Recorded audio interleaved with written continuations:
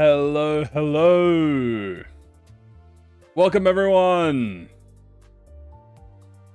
Lovely to see you guys. Hello, hello. What is up, everyone? Hope you guys are having a good day. Hope you guys are doing well. I'm doing good myself. It is ID teaser time, guys. And guess what? Walpurgis was in fact revealed, as we pretty much calculated. I mean, it was very, as I said before, it was either gonna be during the roadmap or it was gonna be after the roadmap. And once we knew that Riensang was gonna be pushed before the roadmap, I was pretty confident that Walpurgis was going to be revealed during the roadmap. So, and we are correct that Rien was the quote-unquote bait quote banner. Yeah, bait, if my bait could fucking 1v9 the entire game. But yes, we have the roadmap at the end of this week, which will be Friday, guys, and guess what? We will see the teaser for Walpurgis during the roadmap. So that's what Kim Ji-hoon's going to be planning. But what is the teaser? We actually have a lot to do. We're going to be doing a lot. I have the teasers here. Let me open up real quick. I actually have a lot of tabs here where we're actually quite tab-pilled, I would argue. How long do Walps last? About a fortnight? Or is it a month? It's a month or a fortnight. I don't remember. They baited us. So, first things first, guys. Yes, Walpurgis is the next banner. Here is the first ID revealed on the Walp banner. 3, 2, 1, bam. And I am using the brightened versions. So, I'm using brightened versions for you guys. Like, well, here we are. You might look at this and go, what the fuck kind of Mersault ID is this? This is Queen Bee / Hornet. E.G.O. Mersault. So this is Queen Bee. Which I don't think anyone was expecting to be on Mersault specifically. I think a lot of people, if they had a Queen Bee identity, I think people thought Otis would have been a Queen Bee. But Vesper foreshadow? Yes, but if you think about it, Queen Bee, Vesper is a Hornet, Ezra calls him Baby Bee, Mersault and Vesper identity, maybe, confirmed? Anyway, what does this say? You can also tell, by the way, if you wanted to know how this is a Walpurgis identity, you can tell because it has green auras on the side. Although it doesn't have the effects, for whatever reason. They didn't show the effects off, but you can tell this says caution, and it's green. That's Walpurgis. Anyway, it says, my weapon was designed for the sole purpose of inflicting bodily harm. If you are in need of sanity recuperation, please search for a different agent. Just one ID? No, there are 2 identities and 1 E.G.O. This is the first one. The first one is Hornet Mersault. Now, typically, and I mean typically as in last season, they didn't used to reveal every identity in a banner. But it looks like from season 9 onwards, they are starting to reveal everyone in the banner. So previous Walpurgises, we didn't know who we were getting. We only knew one of the IDs we were getting, right? But now we're actually getting all of them. So, now, the question of, is this Lobotomy Corp or Library Corp? I'm not gonna lie to you. This is Lobotomy Corp gear. But, you give me a second and let me cook. First things first, I'm gonna go through all of the IDs that we revealed and stuff. Wasn't Alan Gregor also revealed? No. It was just Hanafuda Ishmael. And then Alan Gregor was in the teaser. This is the first one. Yeah, this is Library Corp. And you'll see why in a second. So, here is the first ID that they revealed. The second one. Okay, now this one is Alryun Ryoshu. Don't know why it's not as zoomed in. The image they used is not as zoomed in as the other one. But we have Auriune. And she's dual wielding. She has the Auriune crossbow and a gun, specifically from Old Lady. Yes, she has the Auriune gun with the Auriune crossbow with the old lady gun. And this one says, ever heard the rumor that the bug's fluids taste of apples? E.P. Addled fools spouting bullshit. So this is obviously talking about the violet, the purple. Old lady in 2026? Yeah, why is she using a Teth Why is she using a Teth ego? Yeah, she's talking about the purple enemies, the Violet Noon apples. They're actually apples. Does she also have a Love Corp ID? Yeah, I mean, so did Don Quixote. Remember, Don Quixote had Lantern, and then she also, she transitioned from Lantern into Magical Girl. So this ID appears to be wearing Auriune, which is a WoW. Okay, because remember, Red Eyes is a he. Red Eyes is not a WoW. So we have this beautiful pink and the gun. And she also has the glasses here, you can see. Also, I think she has long hair. I'm pretty positive she has long hair in this.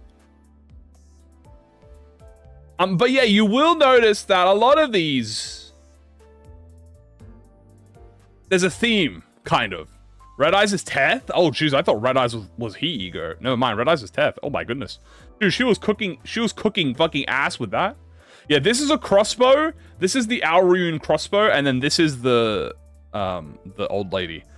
First, yeah, this might be a sync ID, but don't worry. As you can see, guys, we also have tabs of the Lobotomy Corp equipment and all of the abnormalities. So we have Queen Bee singing. Oh, that's a spoiler.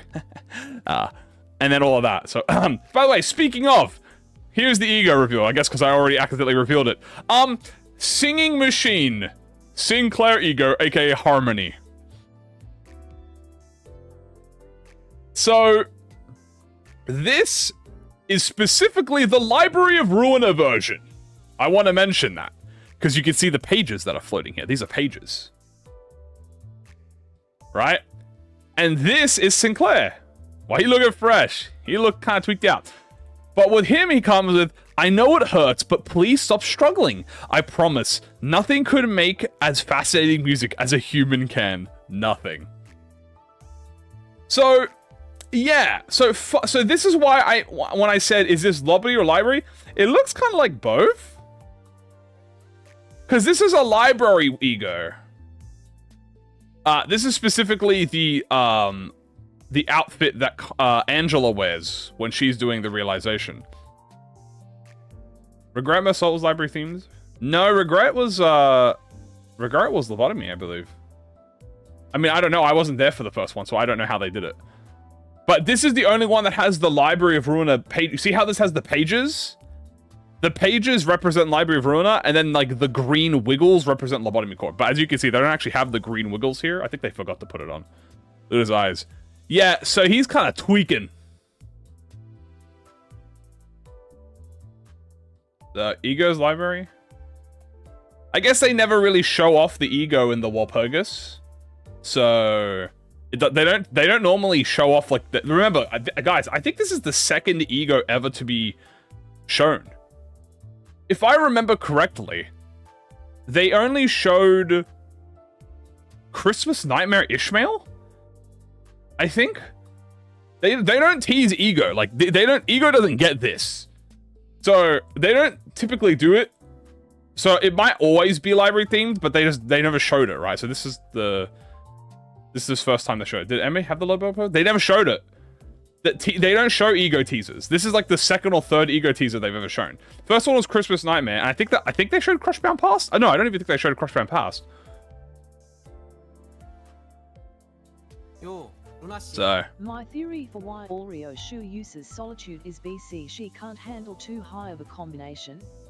She started with Teth and Zin. Now it's War and Teth. Thank you for the support, by the way. But also, that is a very good point. And also, that is something that is demonstrated by Hohenheim. So that's actually a very, very smart point. Remember the duck. Darkest Guardian. Okay, yeah, but that was Arknights. That's different. Was Indigo Trial also teased? Indigo Trial was also teased. But Indigo Trial was a solo banner. If it's a solo banner, they do it. Duck wasn't? Duck wasn't? Really? Interesting. Huh. Didn't Philbell get teased? The ID did, not the E.G.O. The E.G.O never got shown off. Anyway, whether they do or not, right? Here are to go over what they use, right? We have Hornet Mersault from Queen Bee. We have Aoryun Ryoshu with the old lady weapon, and we have Harmony Sinclair. Okay, so these are the 3 new Walpurgis identities. Now, how do y'all feel? These are, I'm not gonna lie to you, I don't want to say they're underrated abnormalities, but I would definitely say I'm not sure if they're fan favorite, like, you know, like the fan favorite ones. I am personally, I like when they spread the variety out on the abnormalities. There's a lot of cool abnormalities out there, right? There's a lot of them out there. So I'm good if they kind of spread their wings out a little bit. Next week, yeah, this is next week, right? So this will be next week. I kind of like that they kind of do a bit of variety. You know, we already got Queen of Hatred, right? And Knight of Despair. So we got, like, you know, very popular fan favorite ones. And Queen Bee and Aoryun, I would not have expected Aoryun. Maybe I could have expected a Queen Bee. But Aoryun, I definitely did not expect. And Harmony, I definitely did not expect. You know? So that's cool. There's no green. The last one was, well, the last one, no, I mean, it was general reception. I mean, people like Hanafuda, Ishmael, and Alan. It was just that it was filler as well. They had no story. I think they're pretty good at spreading, like, fan favorites and thinking of, and, you know, what do you call it? They're spreading the fan favorite identities and then also going maybe not super popular ones, but, like, middle tier. I'd say, like, medium tier. Like, Queen Bee is obviously notorious as, like, lobotomy, and obviously the fact that she is in Library of Ruina. That is another thing as well. All of these abnormalities appear in Library of Ruina, but that's not really, like, that doesn't really signify anything. But they all do. So, anyway, there's also a few things I want to show you here. Here's the extraction history. Now, you might be like, Kamui, why the fuck do you have the extraction history open? Well, because I want to show you guys something. So, as you can see, back in the high show era, in high show season, we had a double banner, 2 singles, a double single, and then Walpurgis. Now, if we go up to season 7, we have a double banner, 2 singles, double banner, single, and Walpurgis. The seasons are very similar right now. It's literally 1-for-1 season structure right now, which means unrelated Bokgak after Walpurgis potentially, because if you come down here, we have the Bokgak. But anyway, I just wanted to mention that. I just thought it was funny to you know, bring up that, like, we are following the same pattern as we did in season 6. Ishmael didn't get a LobCorp ID, right? No, she did. She doesn't have a lobotomy, no, but she has a Library of Ruin. She has Hanafuda. Do what they did, Red Shoes, and bump the E.G.O to a WoW? That is a potential. I mean, a WoW Sinclair. I didn't actually think of that. They could make it a WoW. I mean, if you think about it, Harmony has a lot to do with attack weight. Is the Arknights collab? Yeah, last one was just 2 IDs. Some people are saying Hohenheim used 2 wars as an argument. But he only uses them separately, unlike Ryoshu and her proper dual wielding. Yeah. She uses her weapons in tandem, unlike Heim's one at a time. No, yes, you're absolutely correct. Also, thank you so much for the support again. I appreciate it. But yeah, Hohenheim, he specifically mentions in the Uptype story that he can't actually wield both weapons at once. Right? So he has to only hit with one or he hits with the other. And that's why he also had to get rid of the lamp hammer. He had to get rid of the hammer because he melded it into something that he could actually use. Ryoshu's built different. She's properly dual wielding these.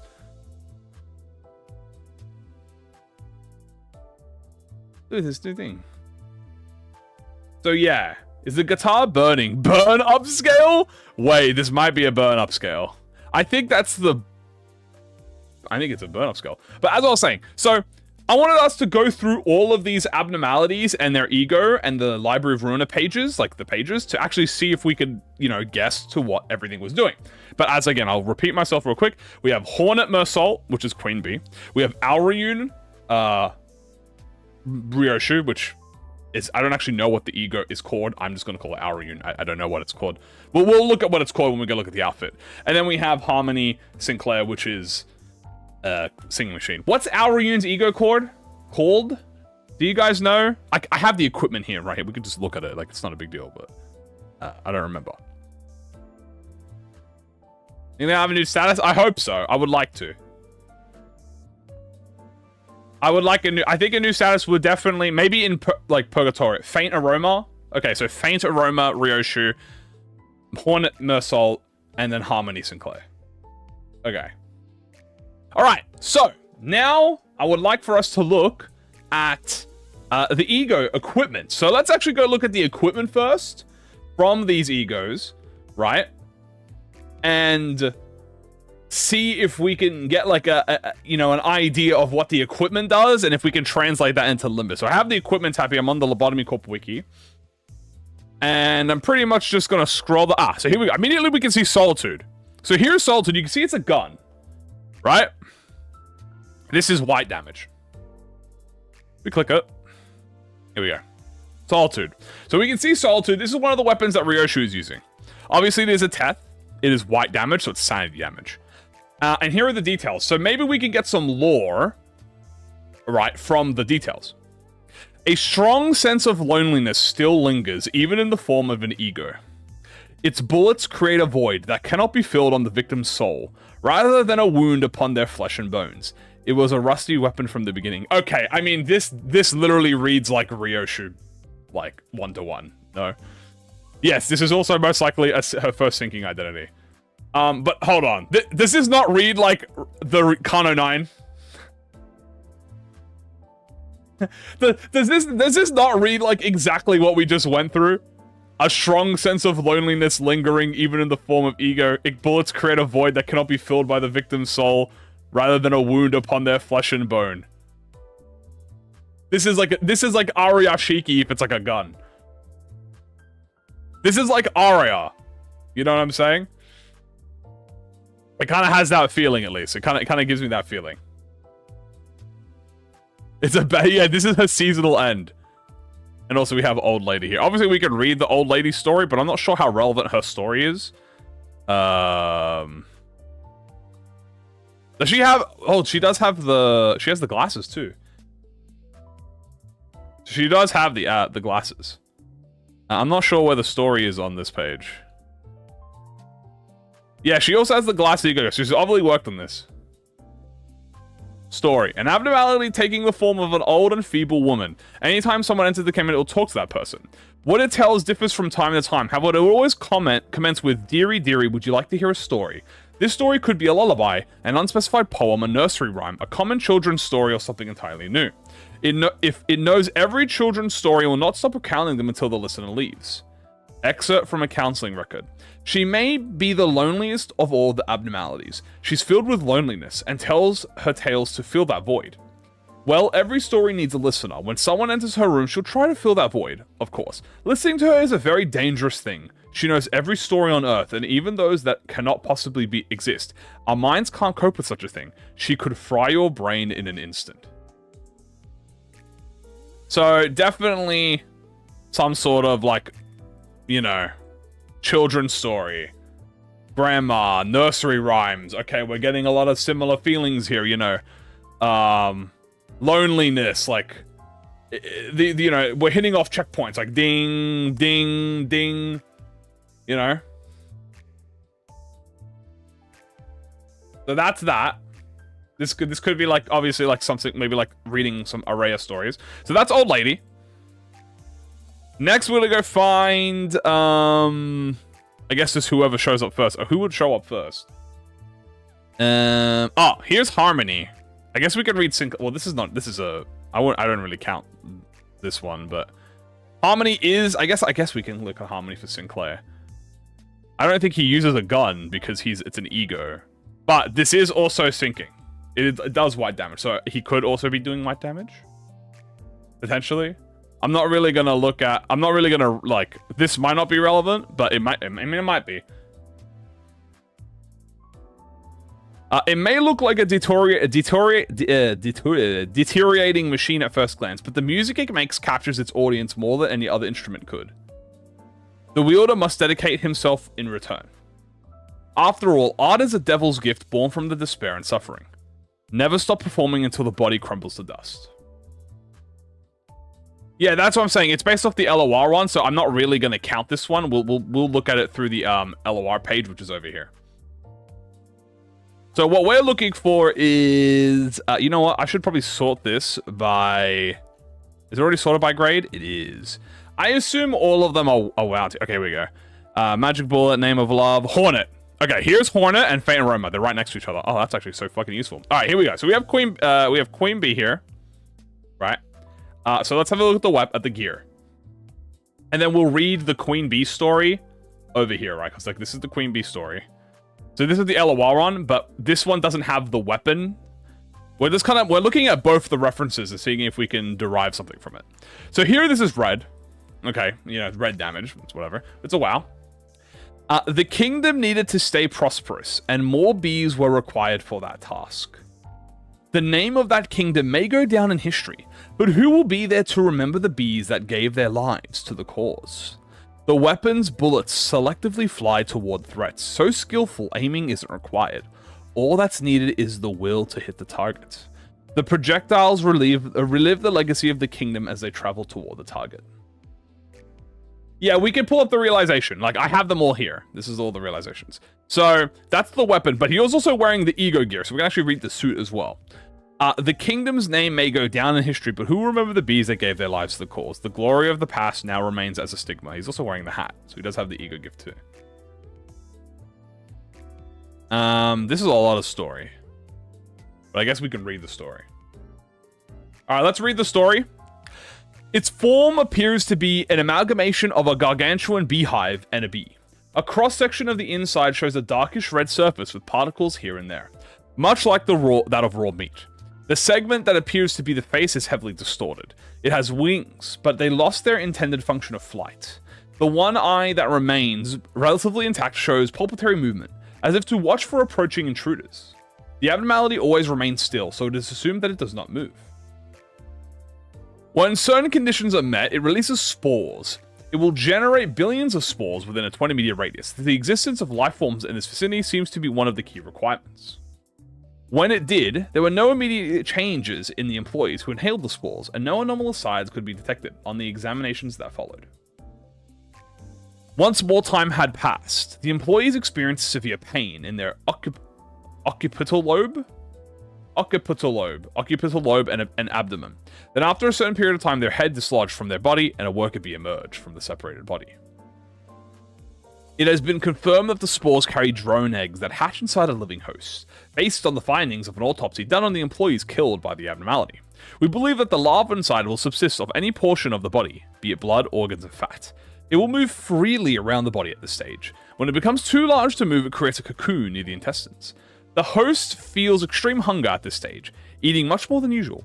The cocoon moves upwards through the body as it grows, eventually damaging the arteries of the throat and... Jesus, what is this word? Cricothyroid with its jaw as it severs the host's head from its body. After this, it will emerge from the body, exacerbating the wound of the host further. So it's a parasite. Obviously, there's all of this stuff here. I won't read into this, but we have an idea as to, you know, how this thing works and stuff. And also, we will read the Library of Ruiner version, which is over here. We'll get to that after. So the next one, for everyone who was asking, what's the next abnormality? Ryoshu's is Faint Aroma from Auriune. So here's Auriune. We'll obviously read hers as well. So let's go down to her weapon. Her weapon deals white damage, which again, this is definitely some sort of sinking identity. It might be poison. It might be. So Auriune's Faint Aroma. Even after the E.G.O was extracted, it still carried the fragrance of the archetype. Simply carrying it gives the illusion that you are standing in a forest in the middle of nowhere. The arrowhead is dull and sprouts flowers of vivid color whenever it strikes. When flowers substitute all the desires in everyone's hearts, this ego will no longer be needed. Interesting. And then we have the ego suit. The ceramic surface is tough, as it had been glazed several times. It may crumble back into primal clay if it is exposed to a powerful mental attack. Cracks in the equipment are filled with piles of flowers.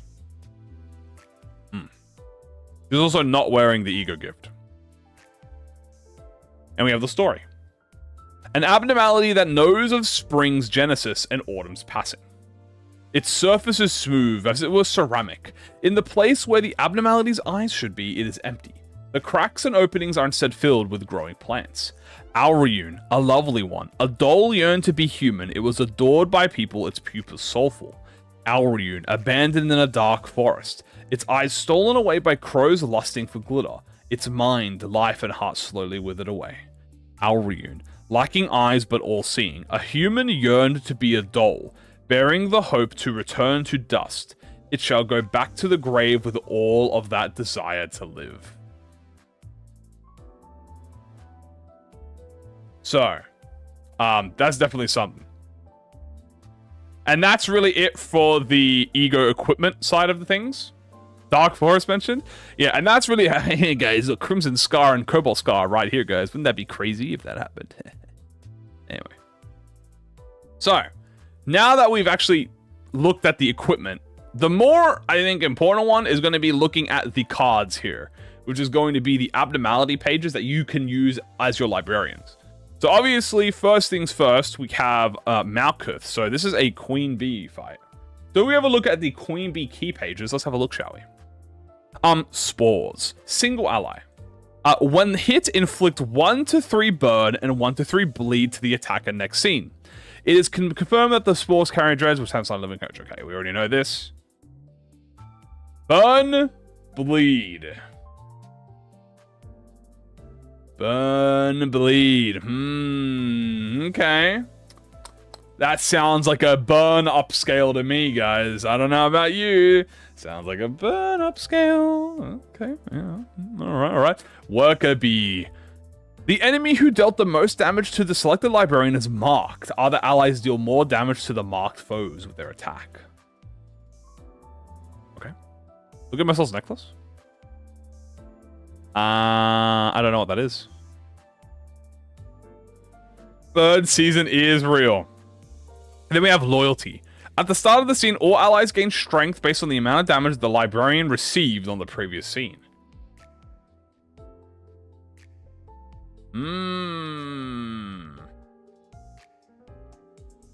It's Clouded Monk's ego gift? Wait, really? Whoa, what? Hold on. It's Clouded Monk. Okay, now I gotta, hold on. Now I gotta go see what Clouded Monk's is. What the fuck's Clouded Monk's weapon? Is this Clouded Monk's weapon?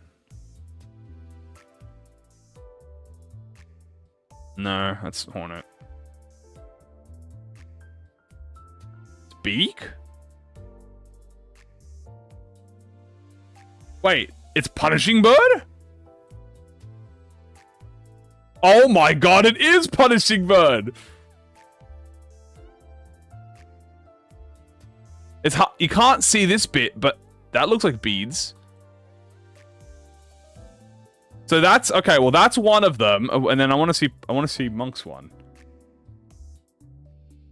I wish I could see the name of the abnormality here. I'm not sure what his weapon is called.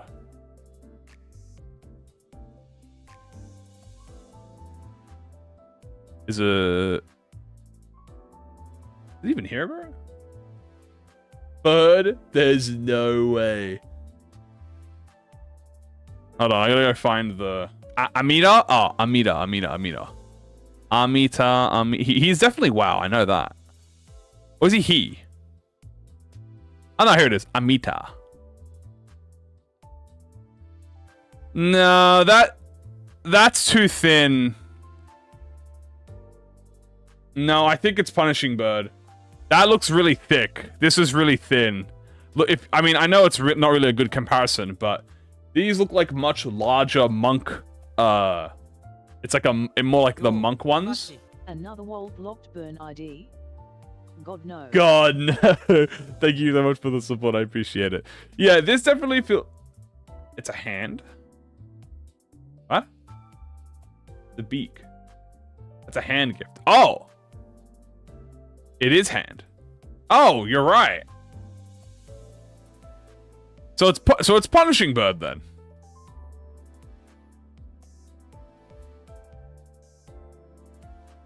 Punishing bird upscale.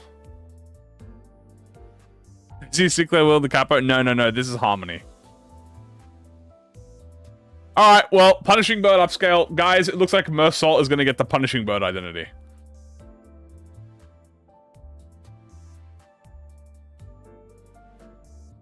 That's crazy, though. I didn't even realize that, bro. Massive damage. That is true. Back to what we were reading. So it looks to be, if we look at the Queen Bee abnormality page, right? Here's the Millie ticket. That's an old reference. If we look at back to Queen Bee, right? Has the capo? Wait, what? Look at her cheek. She has the glasses. I don't see any mark here. Unless it's like on this side, but it's a very small image. I don't know why. This image was just very small compared to the other one. It's a bit hard to see. But on the ally key pages, so the librarian key pages, guys, it is burn bleed, and looks like some sort of strength increases. So maybe it looks like he might, dude. If he gets like the mark ability, that might be crazy. The Sigurd Scorch Girl. I didn't even count the Sigurd. I forget she just kind of smokes normally. But it looks to be definitely burn bleed. Now, obviously, there's also the Queen Bee fight here, as you can see. So we actually have the Queen Bee page open, and we can actually go down here, and we can try and go down here and view the. Here we go. We can view her deck. So we can actually see what her deck does, just to get even more of a reference. Although I don't think her deck actually does much. She is a ranged key page, though. So ranged. You know, I mean, we already know he has a gun, but I think it's the worker bees that are more. That she doesn't actually attack. She just inflicts spores. But guys, poison. Could be poison. He's Kira. So the ones that actually has the deck is the worker bees, which we have spores, obviously. So at the start of the scene, take damage and halve the stack. It's pretty much burn. It's pretty much a different version of burn. It's burn and bleed. Wait, spore is literally burn and bleed mixed together. Because you take damage at the end of the turn, and every time you roll a die, in this case a coin, you take damage. So they might make this unique burn, where it acts like bleed, potentially. Otherwise, it deals bonus damage equal to spore stack. So you have this normal slash here, HP recovery, embrace death. Yeah, nothing really major here. It's mainly specifically the spore stack, but nothing special. Besides the Queen Bee herself giving like strength and buffs to her allies. Next, we have the Aurian. So we have Aurian. Oh wait, hold on. Let me go back here. Aurian is hard, isn't it? Not hard. It's Nesak. You think she'll be sinking? Yeah, I'm pretty confident she'll be sinking. So, Aurian. First page, flower petals.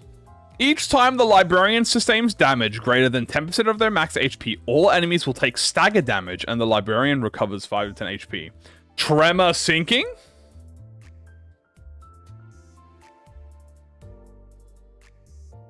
Potential?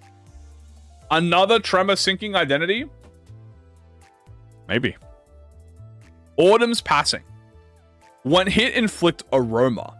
Aroma. At the start of the scene, take stagger damage equal to the amount of aroma and have the stack. Stagger damage. Could be sinking tremor. And then Spring Genesis. Single ally. Each scene, a pedal attaches to a random enemy. After the character with the pedal takes 4 hits in a scene, all the characters will take 3 to 7 stagger damage, and the librarian becomes untargetable for the next scene.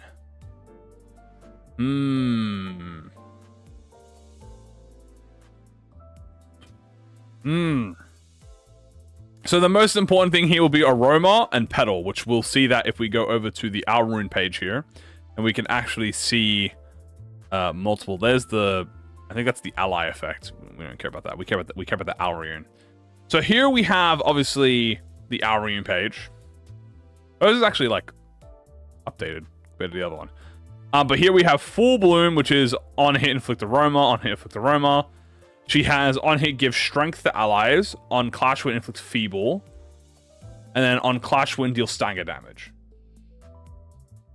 She also, yeah, her passive also mentions having petals and she blooms. But I think this bit will probably be a bit harder to try and translate. It makes more sense to kind of try and translate this stuff. I wish I could read the aroma. But it looks to be that aroma will most likely be...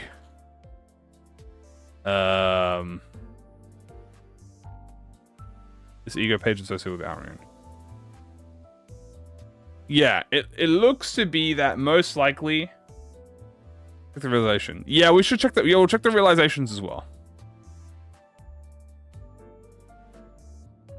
It might be unique tremor. Because it says take stagger damage equal to the amount of tremor. So they might make aroma tremor. Flowers are sinking. That's not a bad way to thinking. Old Lady Revolver. Yeah, she has the Old Lady Revolver. This aroma looks like stagger. Pedal might be sinking, but it also does stagger. So I think if we get anything, we'll get aroma. Pedal might be like a different status effect. There might be like a neutral buff or something. And then we have probably the hardest to actually judge what it'll do. And if I remember correctly, it'll be on your side, Singing Machine. So here we have Singing Machine, which is obviously Sinclair's E.G.O. So obviously E.G.O work differently, right?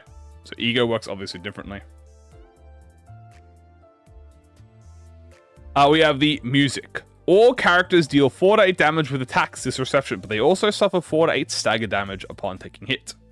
When an ally defeats an enemy, they recover 15 HP in stagger resist. Then we have rhythm. For the duration of the battle, gain 1 rhythm. Whenever a character with rhythm makes an attack, a random character will gain rhythm next scene. Rhythm gains strength and take additional stagger damage from hits. So definitely some sort of buff. Perhaps applying some sort of strength buff. Then we have Musical Addiction. Offense die power gain 1-3 power and defensive rolls roll 1. So assuming this has to have a keyword, if we go to the Singing Machine fight, we can go down here to the employees. And we have a look at what the employees have. They have Feeble, Disarm, Bind, a lot of debuffs. Like they like debuff. Stagger themselves. Put people in the machine. It could be Bleed. It could also be Tremor. It could be Tremor Bleed. It could be Bleed. It might be Bleed E.G.O.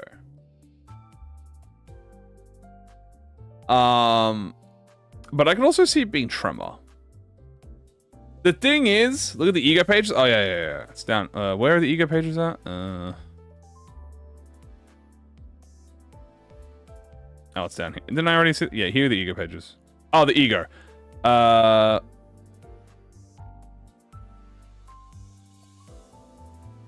This one. Ever repeating performance. Target every enemy. It successfully destroys combat pages on action dice. The dice roll is larger than the target die. They take damage and die destroyed.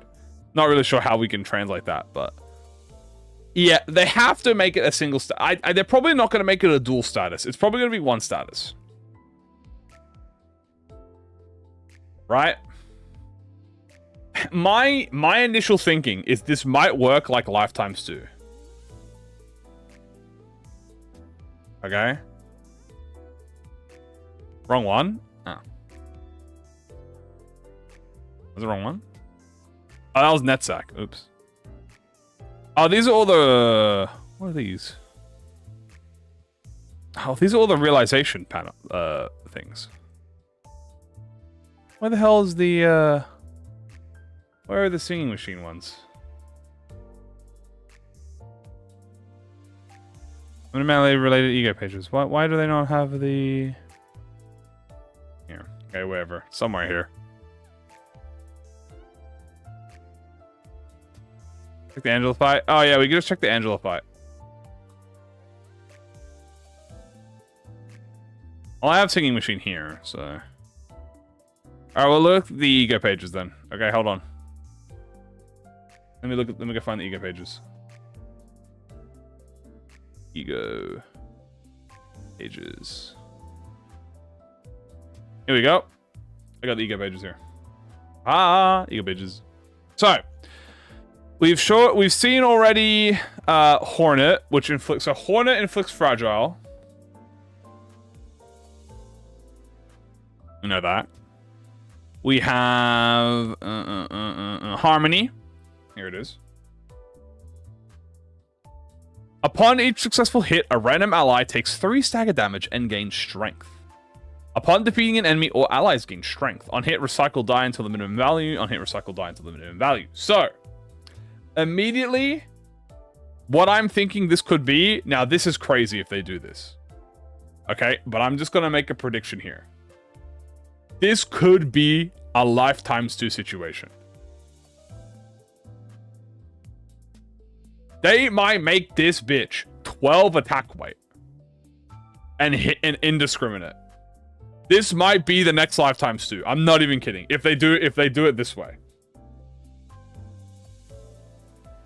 They could Lifetime Stew this, 12 attack weight, indiscriminate, hit your team and buff, like Tremor Burst your team and buff them. Which would be crazy if they did that.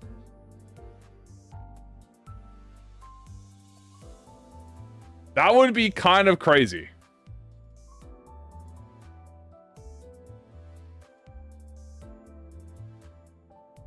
Next we have not literature. Faint Aroma. On hit, if target is staggered, deal bonus damage. On hit, target staggered, deal 8 damage. On hit, target staggered, deal damage. Well, Lifetime Stew is just the effects that it gives. I feel like if the effect was better, it wouldn't be an issue. Too crazy to judge status effects? Well, no. That's what we assumed the Ryoshu will be a sinking identity. Right? That's why we're assuming it's going to be sinking.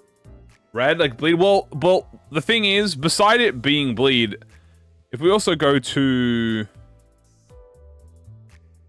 we know here that the page that you get... I already missed it. I haven't many pages. We know that the page you get here is it says burn bleed, right? We get burn bleed here. Also, we already looked at Aurion, but let's have a look at Aurion on the E.G.O page here. So this is Faint Aroma, so I think we saw all of them, right? Unless there's no old lady fucking one. She's not even in Library of Rona.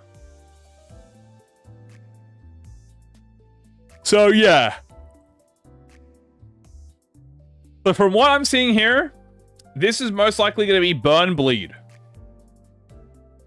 Sinclair? Yeah, Sinclair got E.G.O. So this is most likely going to be a Burn Bleed identity. This might be Sinking Tremor. It also could just be a solo Tremor identity. Reap doesn't do SP damage, although the weapon is white damage. That is true. Wait. That is... Actually, she heals SP. Funnily enough. Pursuance actually restores her SP. So it could be something to do with SP. But it could be Sinking Tremor. Because I don't think they're gonna do duo. I don't think they're gonna do single status as much with Walpurgis IDs anymore. I think they're pretty much gonna give them double statuses. I think only really the E.G.O might have a single status, right?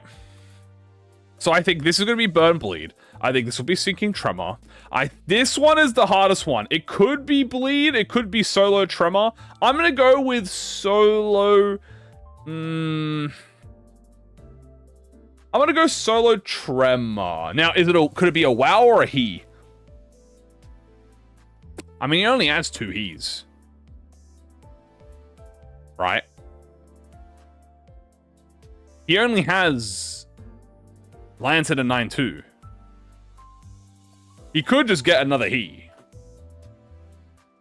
Because they upscaled Red Shoes to a WoW. Right? So I'm going to go Tremor. But see, the thing is, it's hard to just assume because they upscaled Red Shoes to WoW E.G.O. with Roger. So I'm going to say that this will be a he Tremor. And instead of it being a healing E.G.O, it's going to be a buff E.G.O. Maybe it does heal too. Maybe they'll make it a healing E.G.O. It wouldn't be bad to give him a attack weight healing E.G.O that you have to hit his allies with. Could be something. His 3rd WoW already? Sinclair only has 1 WoW. But you are correct. Kind of. Because Season 5, Mersault got Yearning Mokala. Right? And then Season 6, he got Crushbound Past. So that's 2 WoWs. And then, obviously, Season 6, Sinclair got Tears of the Tarnished Blood. And then this could be a WoW too, but I think it's probably going to be a he. I think it makes more sense to fill out his he slots more. When is the teaser? Will be on Friday during the roadmap. Could be a coin buff, but I think he's going to buff his team. What does Retro 2 we go about? Yeah, she has 2 weapons. She has the Faint Aroma crossbow, and then she has the Old Lady gun. Yeah, so guys, there's going to be, does that wow me? Maybe. So there's going to be a roadmap on Friday, chat. Okay, we'll be live streaming it, all right? So we're going to live stream the roadmap, obviously, and they're going to show the teaser during the roadmap, right? Like, that's pretty obvious. They're always going to do that, so... I mean, that's true. It could be Charge. Charge could potentially be on the E.G.O. Wait, guys, but what if Sinclair got a Charge E.G.O, but no Charge identity? That would be fire. Also, this is like clearly during some sort of ordeal. This is clearly during one of the Violet ordeals. So, interesting about that. Do we know the exact time? No, they haven't premiered yet, but it's most likely going to be around 5 a.m. Korean time, which will be around about 3 hours before, like 3 hours from, so 3 hours ago. Would have been about 3 to 4 hours ago. Yeah, I assume. That's like Truthful's Semo Trouble, but no Semo's Tremor identity? Well, that's not really, he does have like the Tremor, it's not really like, his is different because his self-tremor inflicts tremor. That's like the point of it, right? But yeah, he doesn't have a self-tremor. I would say it's more like Ryoshu having a sinking E.G.O, but no sinking identity. So.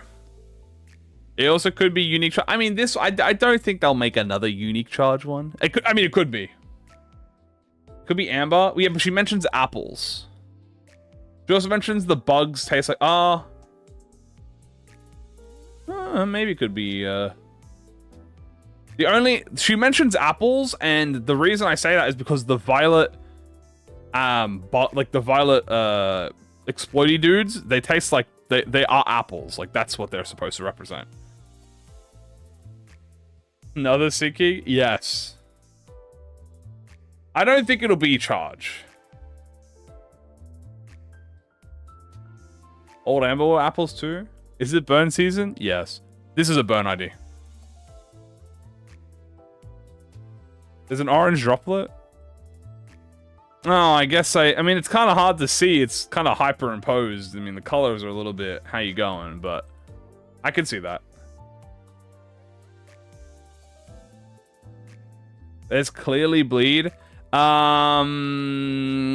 single thing in his key page kind of mentions more bursting than bleed. But I mean, he could be bleed, but I don't think it's going to be bleed. The only bleed thing that this represents is when you shove people in the singing machine and they explode. But this is much like reverberation is much more affiliated with tremor. That's why I say this is most likely tremor, but it could be bleed too. I mean, this is my thought, because this will be burn, bleed, sinking tremor maybe, and then this might be solo tremor.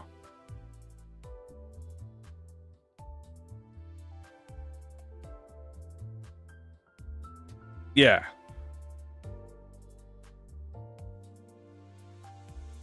This is based on Angela's realization. Yeah, that's what. Yeah, that's also actually that's another thing. Let me get the realization up too. Hold on.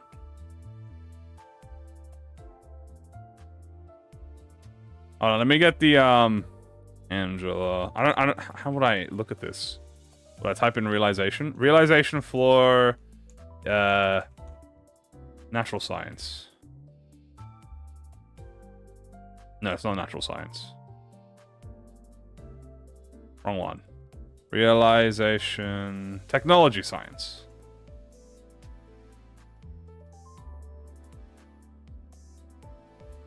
Oh, hell yeah, we're so sad. Did he go? Oh, hi, Tema. How are you? Tema upscale. Here it is. Here's her realization. Let me zoom this back in. Hello. Oh, here we go. So here is the Angela fit that is represented in this. As you can see, they have the guitar. And this is obviously the guitar. So we have grind, which is bleed. Okay, well, this does bleed. This is it the only bleed? Okay, no, this has bleed. So she does inflict bleed. Okay. Have a good one. Thank you. You have a good one too. Okay, so this does bleed. All right, never mind. It's probably bleed then. It could be both. It could be bleed tremor. If it's WoW, it might be a bleed tremor. If it's a he, it might just be bleed. So, on Clash lose, dying aim power, inflict bleed. Cool. On a random ally, take stagger damage, give them strength and disarm. On ally, gain strength this scene. On successful hit, apply the following. Inflict bleed and take stagger damage and give buffs. Okay, so, here's my prediction for Sinclair. If it's a he, it's be bleed. If it's a WoW, it'll be bleed tremor.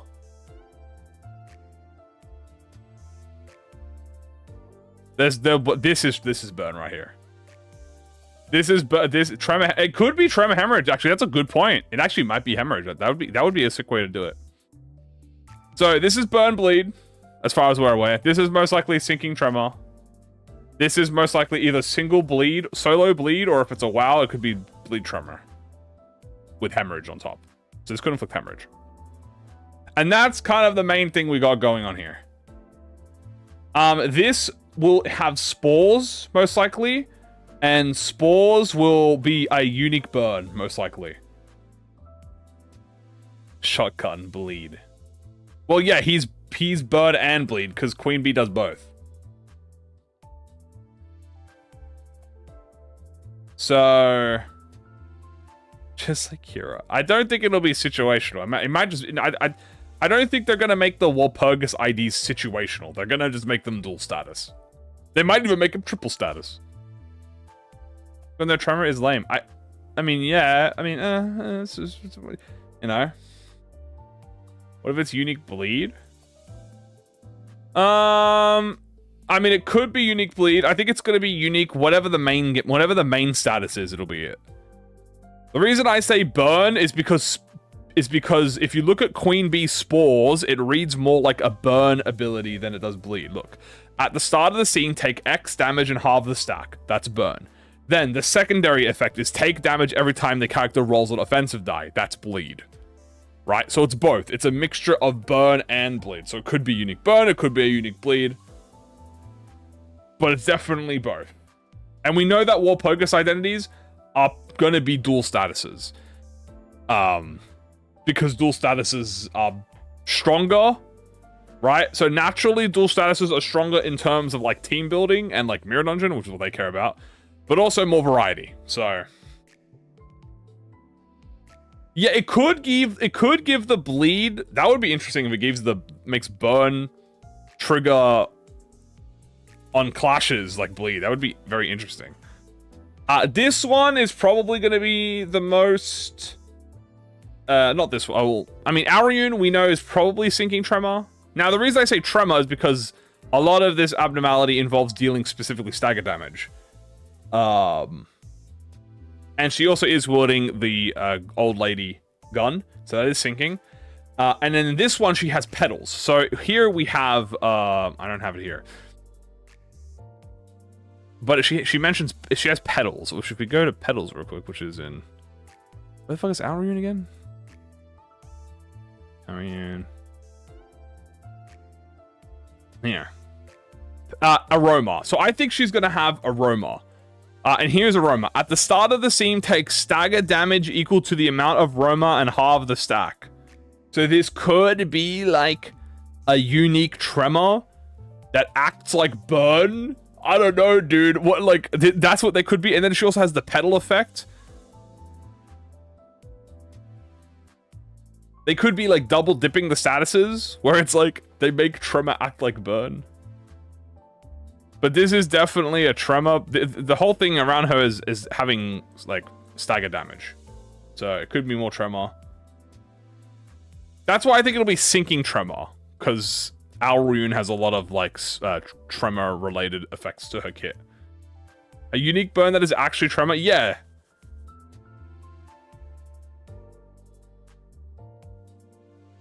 There's no sanity. Yeah, I know there's no sanity. What does that mean? Of course there's no sanity. But this is a white weapon, and these are both white weapons, technically. So there is a chance that she could inflict sinking. 500 more sinking identities. Besides, as I just said before, I don't think they're going to be releasing singular keyword Walpurgis IDs much anymore. Which means that at most she'll be a dual keyword. Which means if she could be a dual keyword, she could be sinking tremor. She could fucking be fucking tremor burn if she wants to. I don't know.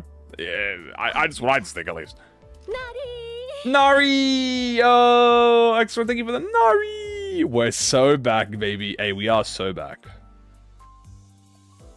Fantastic sinking season.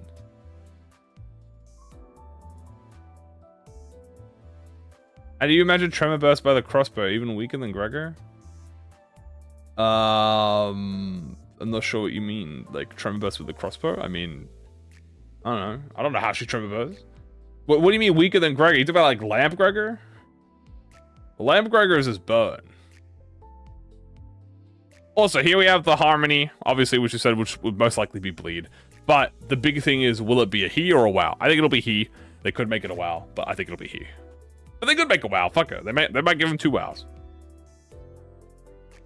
Is the regular E.G.O good? Yes. He's showing off this guy. Like, yeah, look how happy he is, guys. See how happy he is? He's so happy.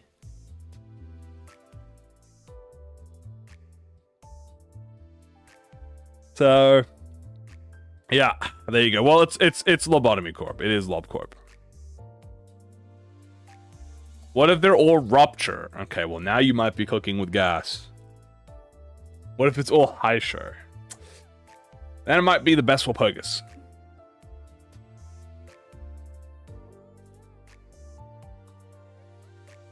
So,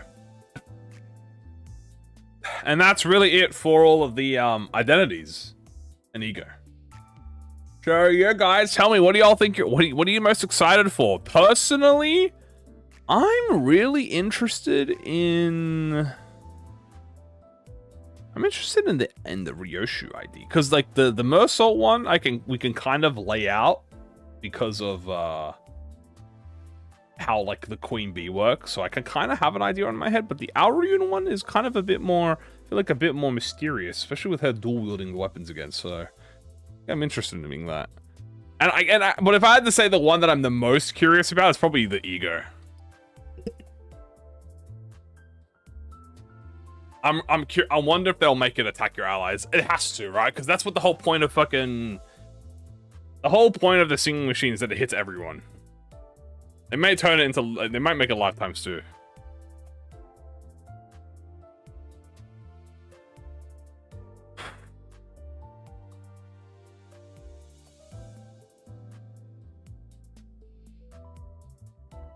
Put the ally in the machine. Gotta make the law broken. Vesper... Yeah, we got Vesper Mersault at home, guys.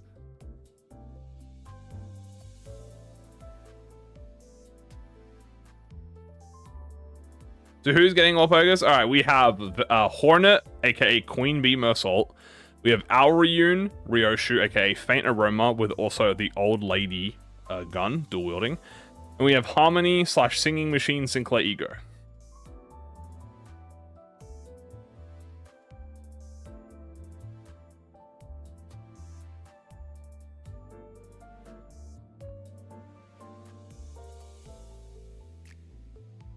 So there you go.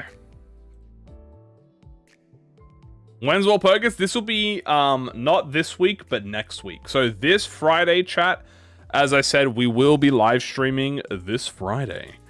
And during the roadmap, right? During the roadmap, they're gonna reveal the trailer.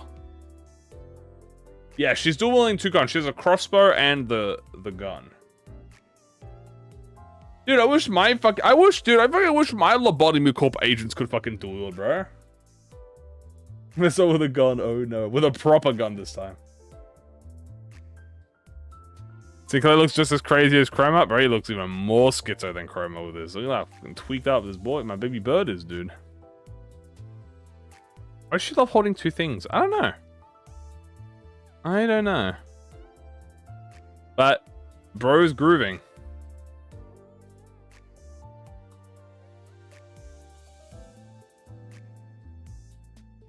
Will I be personally translating?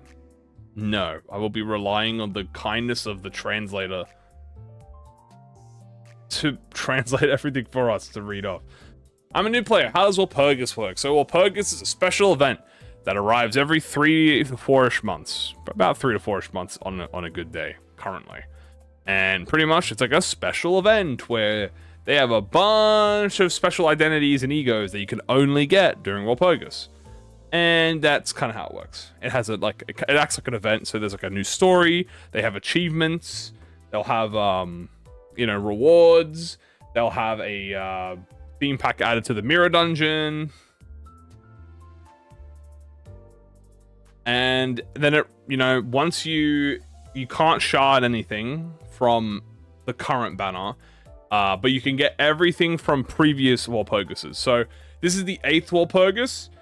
So when you pull on the Walpurgis banner, you can pull any of the previous identities. You can even shard all of the other identities, but you can only grab the current ones here, which is the Mersault, Ryoshu, and Sinclair in that specific banner, unless you wait until the next Walpurgis where you can shard them. Addicted Sinclair. And also, as I've mentioned before, guys, because I'm bringing up the Season 6 time frame, we've had double banner, 2 singles, double banner, single Walpurgis, and then in Season 7, we also have double banner, 2 singles, double banner, single, and then Walpurgis. Which means if we're following Season 6, then next will potentially be the Bokak, which will be LCE Bokak right after Walpurgis. Then we can potentially get maybe the season end highlight. I doubt they'll do the season end highlight that quickly though.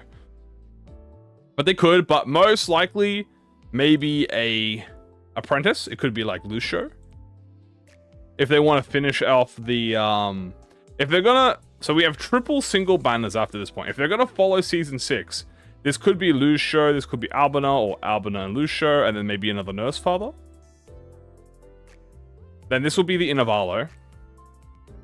Then there'll be another single banner, double banner, which is a Bokak. Walpurgis again, because we'll have 2 Walpurgises, obviously.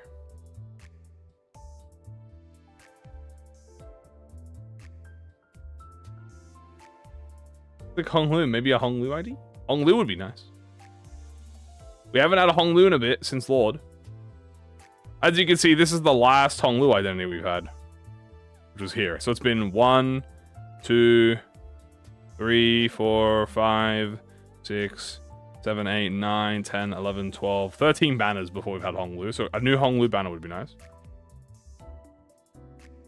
I would really like... Okay, so for LCE Bokak, I would really like a... Go to Season 5. I would really, really like... a Arda Blossom WoW E.G.O. for Faust. I would love a new burn E.G.O. for Faust that gives her burn and kind of like helps accelerate. Like here's what I would like. I want a WoW Arda Blossom E.G.O. that gives her the egg passive from Mirror Dungeon, where if she has burn, she doesn't die at the end of the turn, which means that you can use a free skill 3 and not explode. And it kind of acts like it kind of acts like Tears of the Tarnished Blood to Lord Honglu, right? So make it obviously attack weight E.G.O. that no. It doesn't kill her because it revives her. She gets 1 free revive, like the E.G.O. Right? That's what I'm saying. No. See, do you see where I'm cooking? Do you see where I'm cooking? She gets 1 free revive from burn. She has to have burn on her, right? But the E.G.O. will give her burn, and if you use Arda Blossom, obviously you're gonna have burn, right? It lets her use a ascended skill 3 for free, 1 free, and then she explodes obviously after, so you get 1. Wrong, off type 5 Lantern. But and then also if we can get an AEDD gear, but like I don't know who would get that, because originally I would have wanted Gregor to get that, right? But well, he kind of already did get it. He kind of already got Hohenheim. I want to kill stupid Faust. Shock Centipede Honglu. Now, I actually kind of agree with that. But, however, I actually would like... where is it? Yeah, here we go. I would want Wayward Passenger Honglu. Because we saw the Wayward Passenger E.G.O. during Kano 9 Part 2, when Sora was wearing it. Now imagine if he got a new Charge Rupture ID, but it was Dimension Shredder, and then it could work with his Dimension Shredder E.G.O. that he already has, which would obviously use the Dimension Shredder effect. So AEDD Honglu, I kind of would like an AEDD Honglu. I kind of fuck with that, but I kind of fuck with Wayward Passenger. I kind of fuck with a Wayward Passenger ID.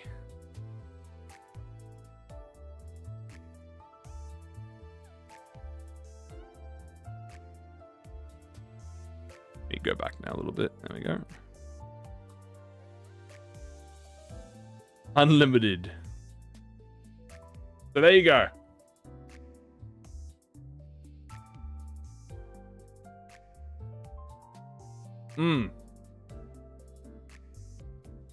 Sorry, I have to drink my water. So yeah, guys, as I said, the roadmap will have the teasers. The roadmap is also going to have literally everything. We're going to get all the new information. By the way, skin system is also going to be coming out on the roadmap, guys. So... this really something stronger than Malfaust. We literally just had Rian Yisang. I'm pretty sure that's better than Malfaust. I'm gonna take a hard guess and just say yeah. Probably better than Malfaust in a solo situation or a separated situation. If you don't use all of the High Show plus Lord Honglu will have a full team, Rian is not worse than Malfaust. I don't know. No, he's not worse than Malfaust.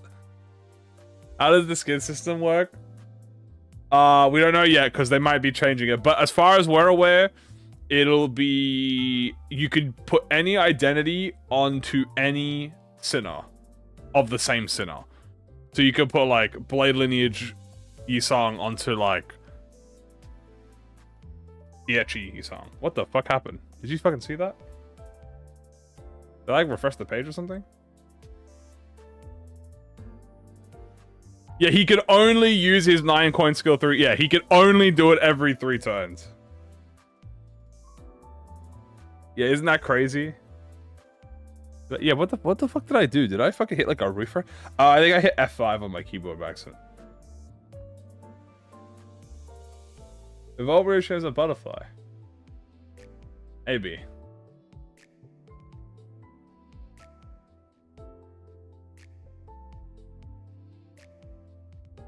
Yeah, there are exceptions to the skins.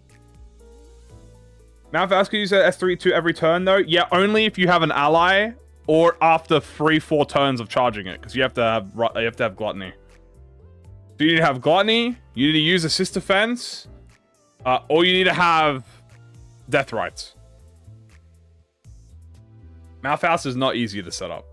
Riensang is easier to set up. Malphas requires gluttony, requires allies, and requires either Lord Honglu to help her out, or you need to specifically be fishing for her S3. But Riensang just requires you to just play the game. But when you do reach the S3 though, yes, you can get an S3 every turn if you try for it. But it's like it takes 3 to 4 turns to build up, and then you get the S3. But you have to farm for it. If you don't fish for it, then you don't get it. Why are Jung Offer Ishmael and U-Branch Heath so high on the tier list? I don't know what tier list you're looking at, but they're very high up because... Yeah, you just have to assist defense. Yeah, but again, if you don't have an ally to assist defense, or you're in a situation where you have to block with people, like, assist defense doesn't always work, you know, right? If you're blocking with an assist defense, it doesn't work.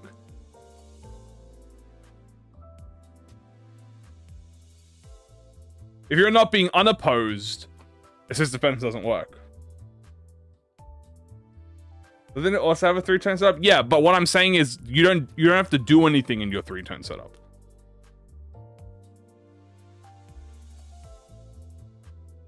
Like what I'm trying to say is Malphas is incredible. Like, I'm not saying Malphas isn't broken. I'm saying that you need to have gluttony, so you need to get gluttony with her.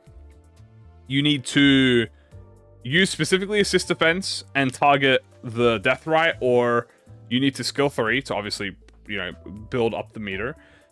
And then you need to loop that. So you need to loop assist defense, which if you're looping assist defense, that has its own problems with it. But with Rien, you just have to gain grace of the prescript, right? And all you do is just use your grace. Like, you don't even have to hit your marked target. You just have to use your marked skill, right? But in a burst, like in a single target burst, comparative to what like the skill 3 gives, like, okay, Malphas skill 3 will do like 900 damage, apply a bazillion rupture, apply death right haste. Very strong. She was also 4 coin. And then Yi Song is a 9 coin skill that'll deal at least a minimum also of 900 damage, but also apply fragile, bind, sinking, give himself point. You know what I'm saying? Like, again, they're both incredibly they're both right next to each other. Like, they're literally both right next to each other on the same. They are both on the pillars.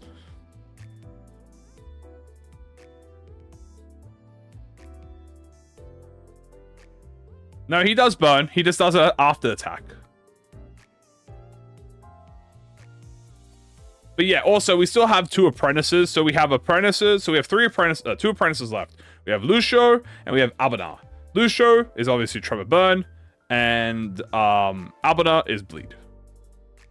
Hey, thanks for the lamp you gave last time. Much more experience with the game now. I want to hear your opinion on this. Is Bala Otis or Uja Otis better if I use Solemn Lament, with Solemn Lament if I use Lamp? Solemn Lament, the ID, Solemn Lament, the E.G.O. I'm assuming you mean the identity.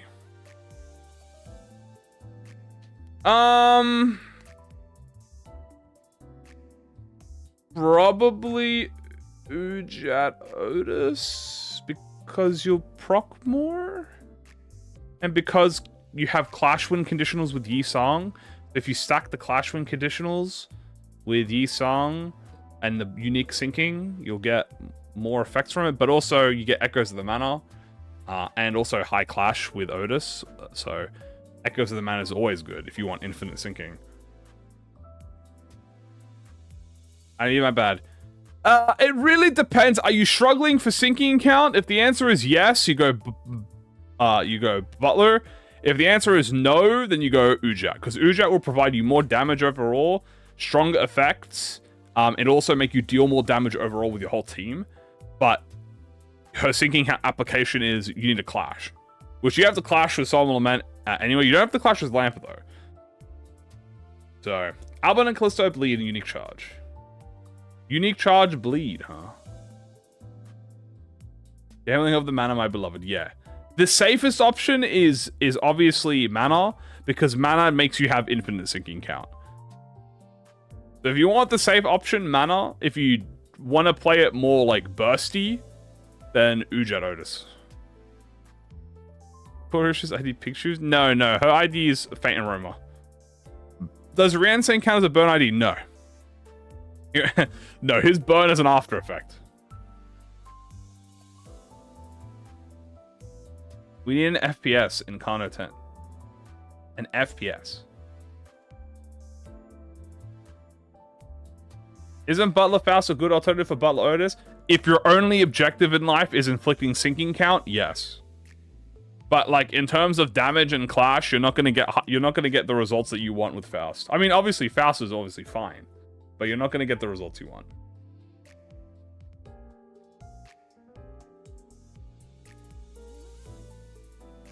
Strongest burn identity, Captain Ishmael. True, she applies 1 burn count. He is the strongest burn identity in the game.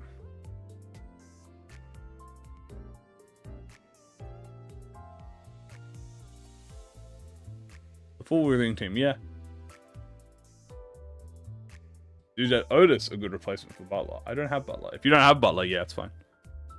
Thing with Ujat Otis is Ujat Otis by herself is very fucking strong. Second, she makes the team deal more damage with Gloom skills and Gloom and Sloth by her Shoot Fractor. And then number 3, her unique sinking is very useful for increasing sinking count because it's Clash Win.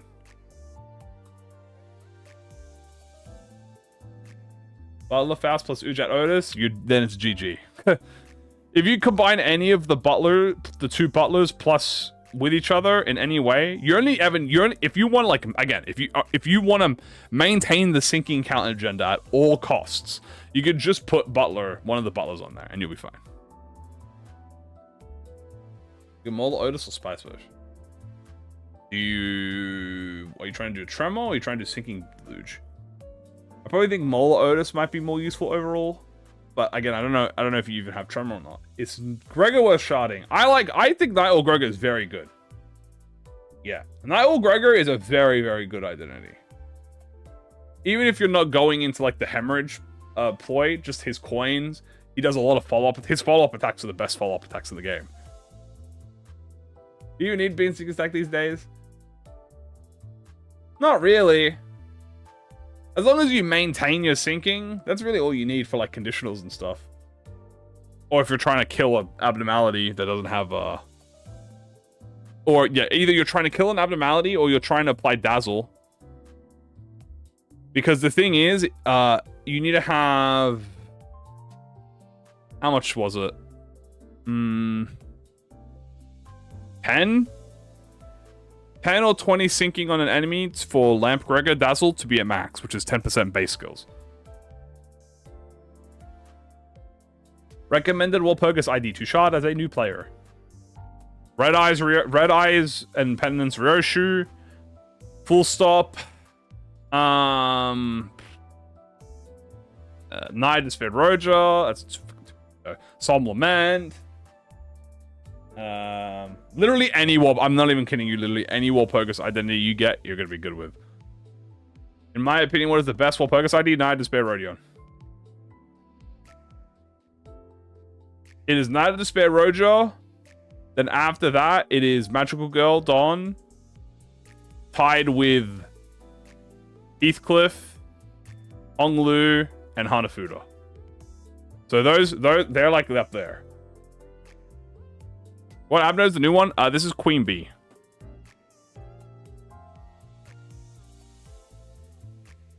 Reap is not worse to shard than Kodia. Reap is insanely good. Reap is still one of the best general units in the game. She has insane clash. She has infinite poise, infinite SP and HP generation. She has massive damage skill. She heals your team. She heals your team's SP. She heals herself. Her ability to gain her charge is incredibly fast. She's incredibly tanky, so she's super tanky as well. She's also very fast. She's very consistent. One of the best generalized units. Do we know what these are? Yeah, so... Isn't Queenie best with her ego?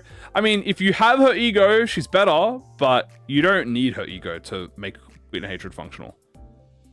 This is Queen Bee, or / Hornet Mersault. This is Alrune Ryoshu, aka Faint Aroma Ryoshu. And this is, oh my god. Harmony Sinclair, aka Singing Machine.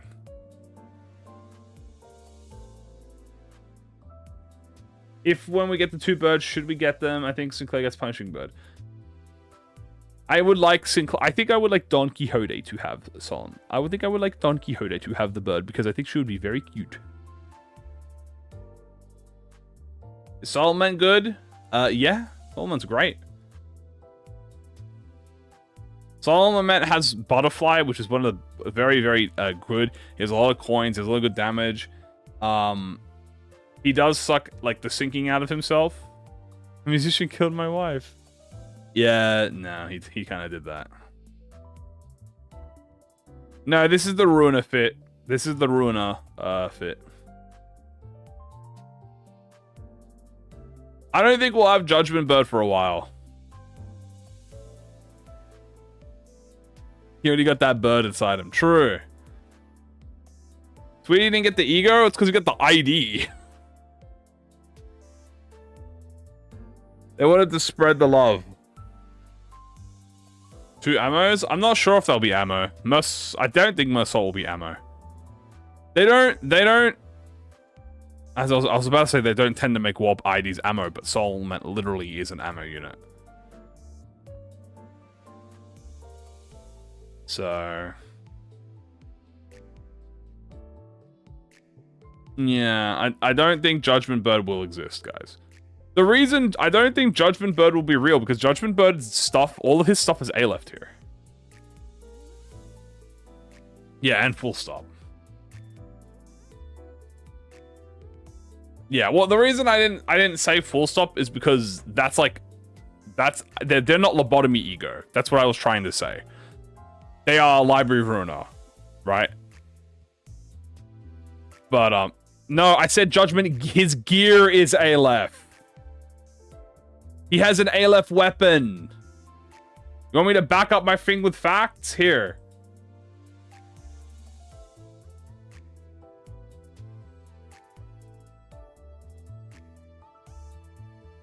Justia. Aleph. Interesting. Don't ever doubt me again. I'm never wrong.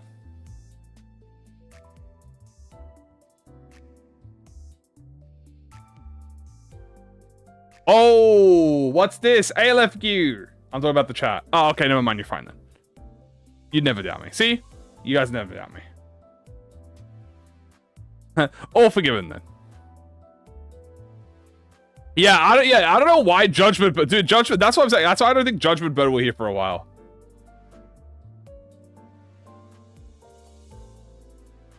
Never mind. I'm sorry. I thought I was being wage baited. But yeah, no, Judgment Bird is fucking cracked. I don't know why Judgment Bird is so cracked. I mean, I know why he's cracked, but Judgment Bird is cracked, man. That's why I don't think we're going to get Judgment Bird for a while. If ever. That's also why I don't think we'll get the birds.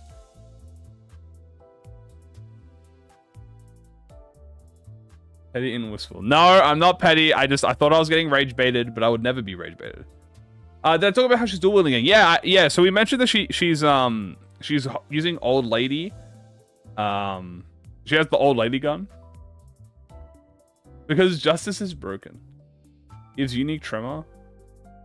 I thought it was gonna be tremor, but on Angela's one, it has bleed here. So Angela's realization one, which is here's the fit, is bleed.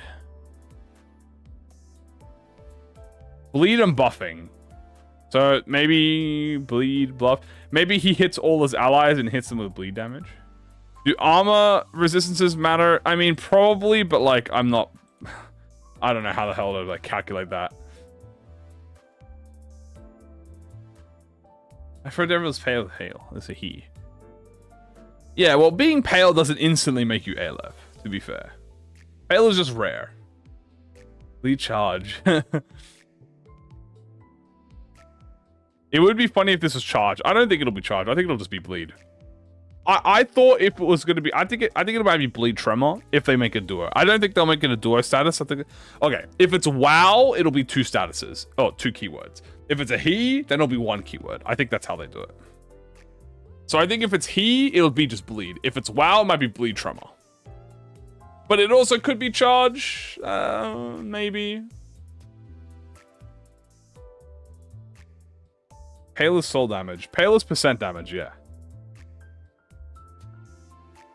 Isn't it 2 OP? Well, yes, and Pale is very good. But a lot of abnormalities also resist Pale, if I remember correctly. Singing machine. Yeah. But it doesn't do any charge in the realization or any of the key pages do, any of the LOR pages do charge. And charge does exist in LOR, so...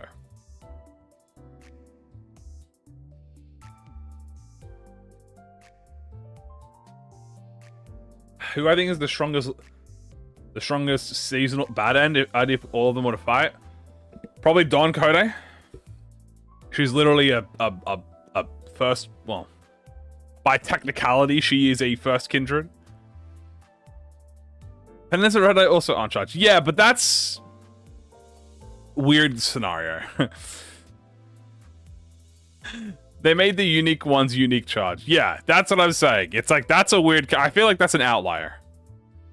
Also, magical girls are also charged. But they seem to... Okay, it seems to be that just unique abnormality effects that on yourself are charged. That just seems to be what they're doing.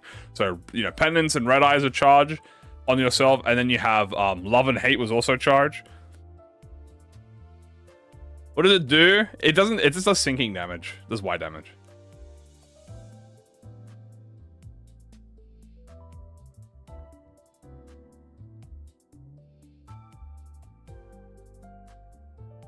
But yeah. So, that's it. That's all the new stuff about this again. Is this filler? And this is not filler. This is not a filler. This is a story. There's no more filler Walpurgises unless they're going to transition into the new Walpurgis system, which they might start doing after this Walpurgis. Cross your fingers they didn't abandon the 2-month Walpurgis, because I really like the 2-month Walpurgis idea. That would give us 3 Walpurgises chat every season, which would be crazy. It would be either 2 fillers or 2 fillers and 1 story, or 2 stories and 1 filler per season.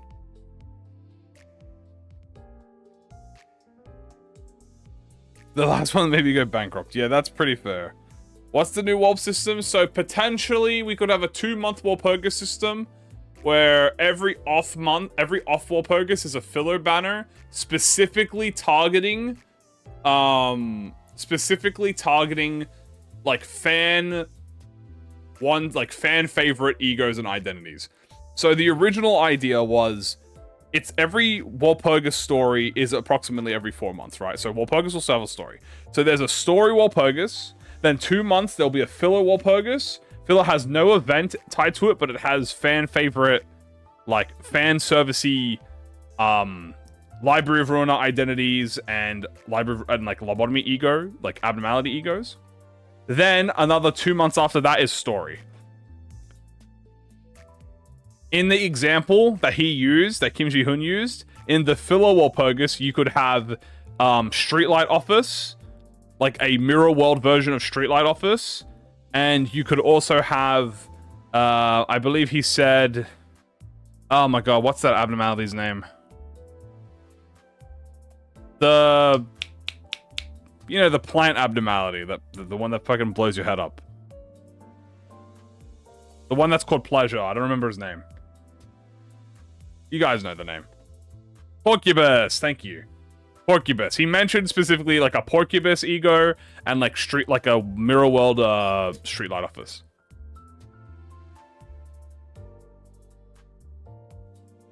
He also built up Melting Love for some reason. Did he? I don't remember that. Yeah, that's what I'm saying. I think this will be the Walpurgis.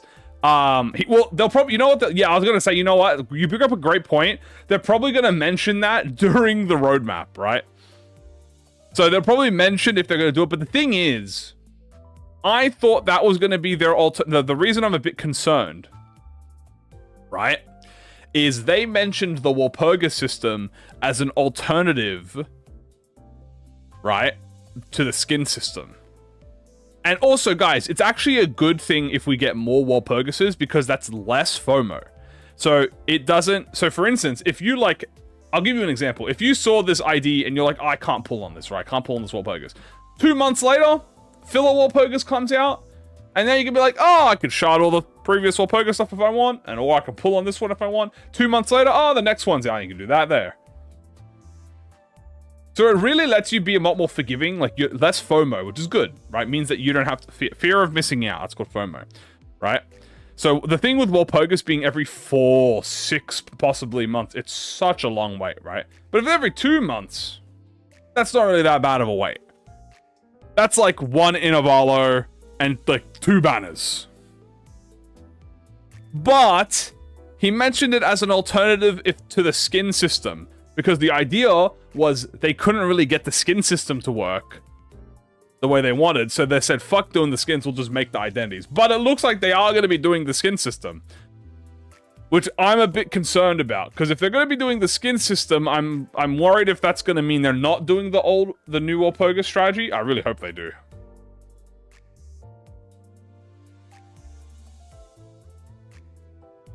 You know? This is Hornet Mersault. This is Alriune / Faint Aroma. Yeah, this is Queen Bee / Hornet Mersault. This is Alriune / Faint Aroma Ryoshu. And this is Harmony / Singing Machine Sinclair. More Walp would leave less space for seasonals. I mean, true. But you're also getting more Walpurgis identities, which would be more fan favorite stuff. I think that's a compromise people are willing to get if they get their favorite Lulu identity, like Lulu Heathcliff identity. So, I don't know. There's always been identities that, like, you can argue you could replace with a Walpurgis and people would probably be fine with it. I mean, like, as an example, like, obviously the most important things would be, like, all the named characters, right? Like, we have Ujat Otis, Don Quixote, obviously Sora, we have, you know, Kira, Hohenheim, Ren, Brienne. But if we use, like, the previous season, for example, you know, you could make an argument for some, like, identities to be non-Walpurgis versioned. If you want. I mean, we're always getting more IDs as well. Because you gotta remember, this was, how many IDs? I think this was 17 seasonal identities. So Season 6 was the largest season so far. It had 17 seasonal identities, not including Walpurgis. So we included Walpurgis and Standard Fare, like, which we could just add into that. So that's 2, 3, 4, 5, 6, 7, 8, 9, 10, 11, 12, 13, 14, 15, 16, 17, 18, 19, 20, 21, 22 if you included all the Walps and Standard Fares and seasonal. So that's the highest we've ever had. So if they're going to add 22 or 20 plus IDs a season and 4 of them are Walpurgis, 70 seasonal, 1 non-seasonal. That's why I said I added all of them. And here so far we have all seasonal, obviously, because we're in the middle of the season. When are you on 2 stars? Yeah, there's no 2 stars.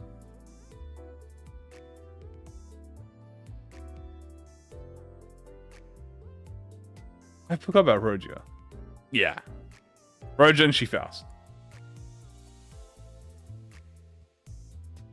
I really doubt Dayu would not have been released.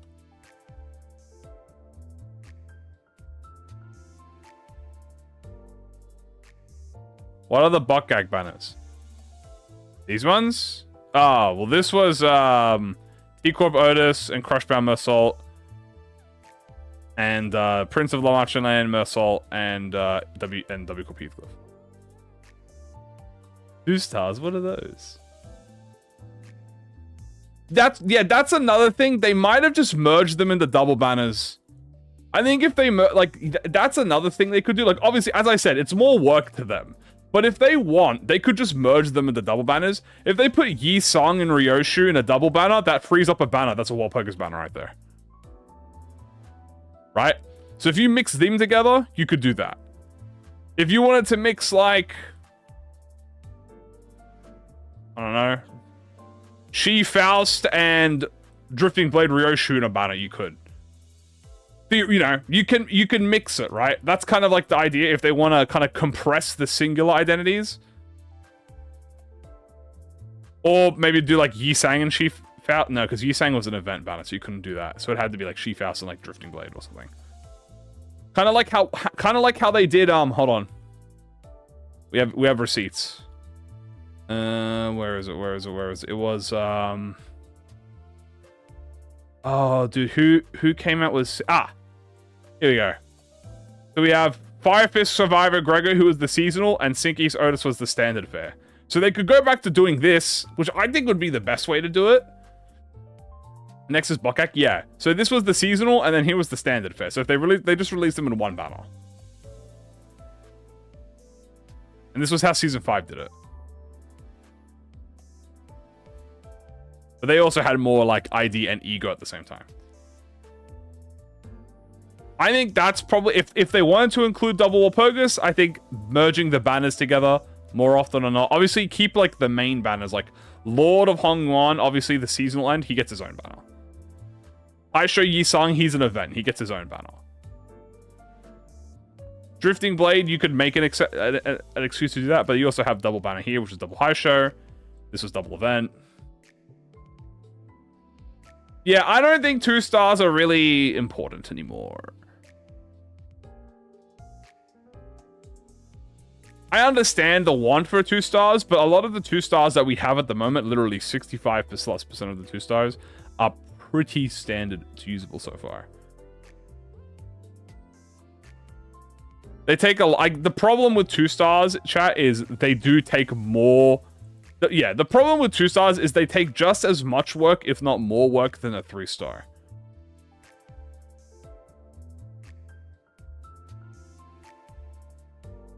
So seasonal events stay the same, and single banners are used to have 2 or more IDs. Pretty much. The problem is, as per usual, it makes ProjectMoon have to do more work. Right, ProjectMoon obviously do more work, but if they're going to do double Walpurgises, they're literally asking to do more work anyway. But if they don't have to make an event... See, the thing is, I don't actually think the extra work that they get, because they mentioned that. Kim Ji-hyun mentioned it, right? The extra work they get is just not having to make an event. And if you don't have to make an event, dude, how much fucking, like, free time does that save up? Right? It means they can focus on the identities or egos themselves, which is why Night Orc Gregor and Rep Ishmael are, like, very cool. But the downside is there's no event, right? So that's what the filler is, right? So filler is no event, but you get 2 worked on IDs. The IDs are obviously way easier to make than the event. The event is so much effort, right? So that's why I'm saying it's more load for them, but it's probably a more manageable load. Load. But yeah, after Walpurgis chat, we're most likely going to be getting a Bokak, and it's going to be the LCE Bokak. Which means, guys, the 2-star will return. That's right, chat. The best 2-star in the game. Where is he? He's around here somewhere. Okay, he's not. He doesn't show up here, but LCE, but Lantern Yi Sang will return, who was also the last 2-star we ever got, by the way. So the So the last 2-star we had was, damn, back at the beginning of the year.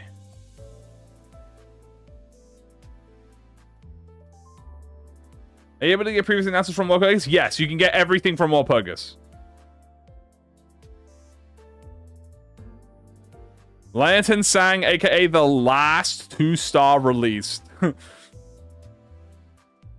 He wasn't on the banner. Yeah, he's not on the... Yeah, this is just banners. But he was the last 2-star released. Because Thoro Ryoshi's here. And that was... Damn. End of January. No, they're not making 2-star. Yeah, no. But you get the event shop items from the Bukkak. So the Bukkak event comes back. And you get the event. And they might even make a new event one. So... I think it also will be a mainly E.G.O one as well. More than a year ago. Well, it's been about... yeah. Been about a year. Isn't the anniversary Thursday? Yes. He is a 3-star in all but name. I mean, he pretty much is a 3-star. The thing that holds him back as a 3-star is he has 15-3. Kind of. Not really. His 15-3 is not built like a 3-star 15-3. And like maybe his numbers. But like he's pretty much a 3-star. Like Lantern you're saying is pretty much a 3-star.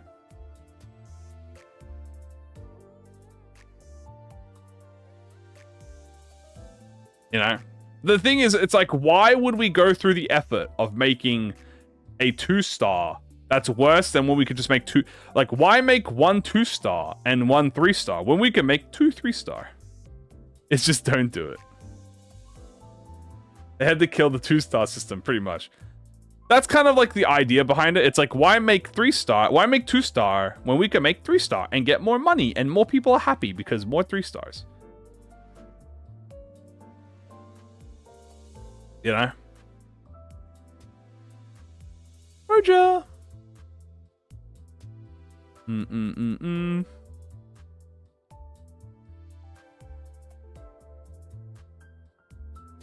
there you go. He's just yapping. And there, that's pretty much it.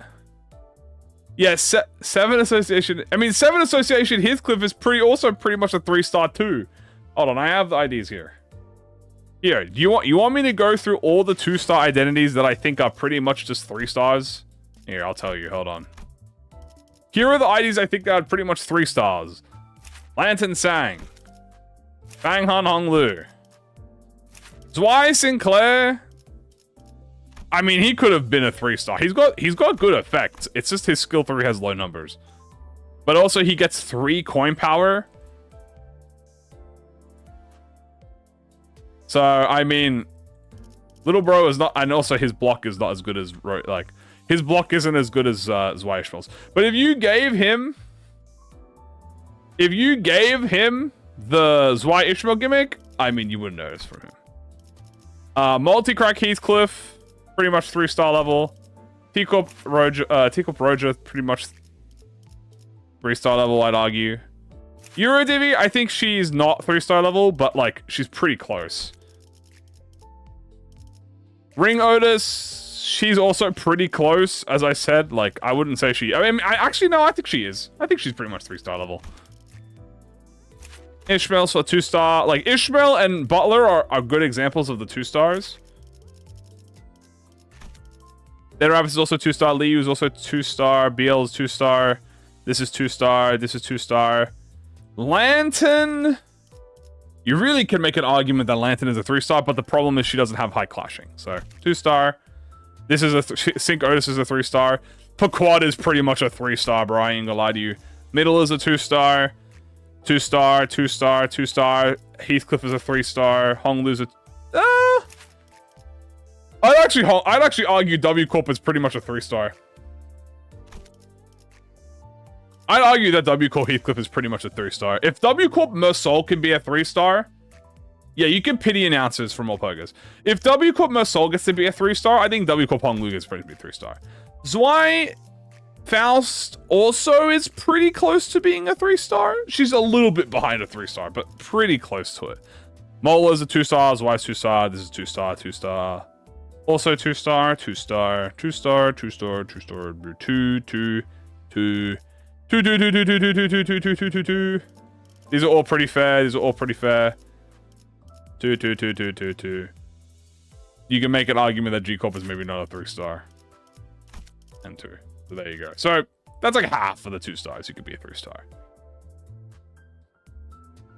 There'd be like minor adjustments you'd have to do, right? Like minor adjustments.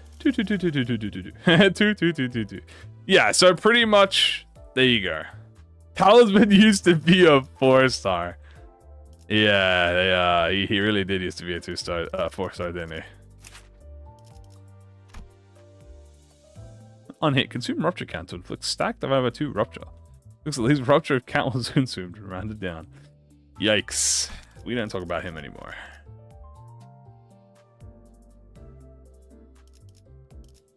He had to pay the mouse tax. The thing is, you know, I'm not, again, Red, alright, here's the thing, because I'm only going to mention this once. Red Sheet Sinclair needed to be gutted. That, I think no one could disagree with that. His support passive had to go. I think the support passive he have now is still great. It is just highest HP, it inflicts more rupture, right? No one can disagree that his support passive had to go. But they changed Talisman too. Oh, they didn't need to change Talisman. They didn't need to change Talisman. They could have kept Talisman the same. They could have kept Talisman and just let his support passive, you know, change. What was the old passive? So the old passive was for every gluttony resin you had, the highest HP ally would gain Talisman, and Talisman would be dealing potency equal to Talisman on, like, multiplied by Talisman on target. Right? So you would pretty much get like 10 rupture potency inflict on like skill 3. Now, the support passive had to go. But the Talisman effect, I mean, you had to use Red Sheet Sinclair, bro. I feel like if you had to use Red Sheet Sinclair, you deserve the Talisman effect. You know what I'm saying? I feel like if you told me, yeah, I use Red Sheet Sinclair in battle, I think you deserve to inflict the rupture potency. You know what I'm saying?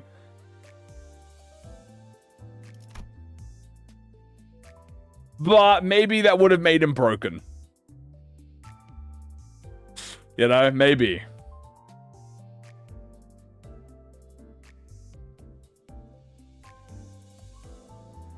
You have him back up? No, but when you have him in backup, that's what I'm saying. I'm saying that the support passive had to go. I agree with that. No one disagrees with that. The support passive was broken, but in fight, you have to like to inflict Talisman and to, you know, you'd have to use Red Sheets, which, you know, maybe they could have reduced what Talisman did a little bit if they wanted to, but they did rework it. I mean, like, the thing is, the rework isn't bad, but it's harder to use. You pretty much don't use this anymore because you have the Talisman only affects the infight. But what I thought would happen, right? And I still believe this.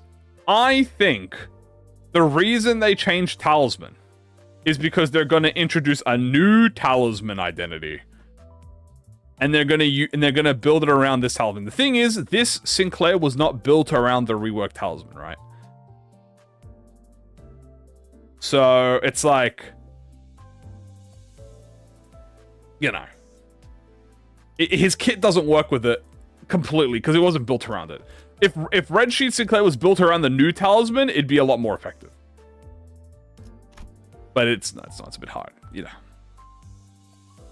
That's what I thought. I thought Jupan, he might come in like the Bokgak, in like a cultivation Bokgak, and he might get like the Talisman effect. Because we also have the Dawn Talisman as well, right? If we have a look at Dawn, we have Red Sheet Talisman. This is a special Talisman. This is Twisted Curse Talisman, right? At 10 stacks when taking... My phone buzzed. This is at 10 stacks when taking 30 damage from a skill, gain rupture count, and then take 30 damage equal to rupture potency. When the effect expires, inflict attack power down next turn. So this is what I was thinking, like, oh, this would be like, you know, this is like the new Talisman effect. This is the old Talisman, but reworked, if you think about it. This cursed Talisman effect. Right? This is how I imagine the old talisman would work. You stack it, and then when you reach the stack, you gain the rupture count, and they take a bunch of damage and they get nerfed. This is a very good fucking E.G.O, by the way. I really want to thread spin for this. This is like an insanely good E.G.O, but unrelated to the topic, by the way. This E.G.O is fucking nuts. Okay? That's just what I mentioned that. Insane E.G.O. But yeah, so a lot of the two... Angela, what are you doing here? Get out of here. Shoot. Okay. Anyway, bring this back up.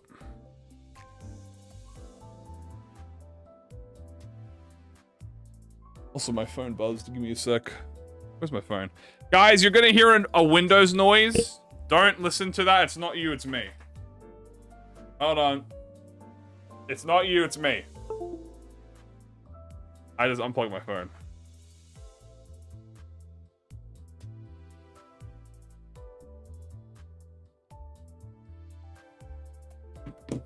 That wasn't you. I unplugged my phone from my computer because I was charging it. Okay. I got an email. Who's daring emailing me at this time? I will smite them. I'm using Linux. I should also use Linux. I've been wanting to swap to Linux, but I'm concerned about getting Limbus working. I'll have to figure out how to get Limbus to work. What I have to do to get Limbus to work. I know you can use Proton to do it. I think there's like a certain Proton you use, DB I think. And it works with Limbus, no problem. But that's pretty much all I care about. I need to get Limbus to work on it. One of my friends uses it to play. Cool. Dean does it for you. Yeah, but I was told that the main menu and the extraction videos are all glitchy, which we obviously can't have. So this is gonna be library. I mean, I thought it was gonna be library, but this is this is lobotomy E.G.O gear. I just switched to a cloud gaming thing. It has Limbus cloud gaming.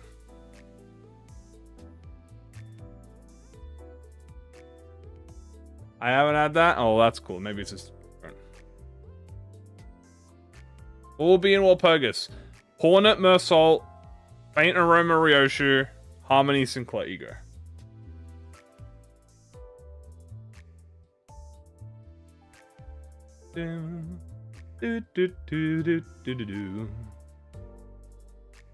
Why does this weapon look like that? Because it's I think it's like a musket. Humans are getting Walp. Yep. Guys, that's a great point. Mentioning this, hold on, let me go to the wiki again. But I think we type in Walpurgis. Here we go. With this new identity, we will have a Walpurgis ID for every sinner. We have Regret Faust, Magic Bullet Otis, Lob Dawn, Dawn Office Sinclair, Solemn Lament Sang, Reap Ryoshu, Full Stop Blue, Full Stop Heath, Love and Hate Dawn, Nighty Roger, Office Rep Ishmael, Night Owl Gregory, and Hornet Mersault. And that is now every single identity, or every single sinner having a Walpurgis ID. And then E.G.O, I mean, we're not like halfway through yet, but when is Walp? Not this week, but next week. So who is still missing in E.G.O? We have Mersault, Fish, Roger, Gregor, Odism, Don, and Sinclair. So that's 7 sinners. And here are all the announcers we have, obviously. Achilles. Yeah, boy. Yeah, Ryoshu is missing one. Onglu is missing one. Dawn has hers. Faust is missing an E.G.O. Yi-Song is missing an ego.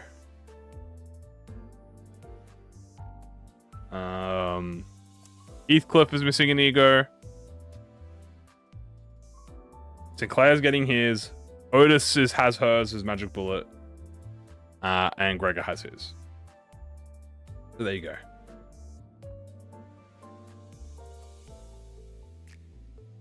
Bomb's good for extreming, yeah. We are not getting Honglu Library. I mean, what would Honglu... He could get... Man, I wish we could get Road Home. I think Road Home would be so cool.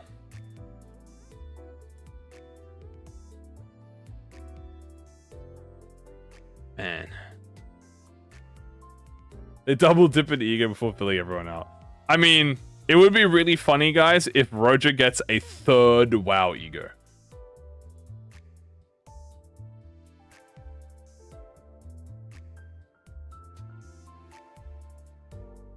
I got Indican Trial. Okay, so Indican Trial is a healing ego that inflicts Searing Birdcage, depending on the Wrath Resin.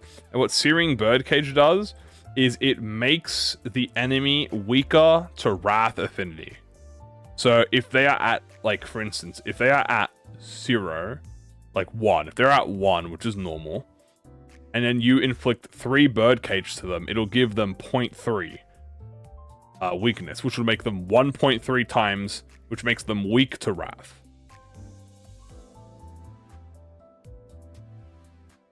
How many wows do we even have? Only 2 wows in Walpurgis, to be fair. No Teth, no Heat. Maybe a Zane, guys. Would you guys? What Zane Walpurgis would you? Do you guys think we should have a Zane Walpurgis ego? I wouldn't mind a Zane Walpurgis ego. I'm trying to think who I would want. Don't touch me. I don't think we can do that. Would I say SL's better than Riansang? Like, if you're trying to inflict sinking, yes. Why should I shard when Warp drops? I think you should shard after you do pulls. I think you pull as much as you can, and then at the end, be shard. Watch it be Sinclair again. Well, cheers. Another soda. I mean, technically, if you want to get specific, Soda is a Walpurgis ego.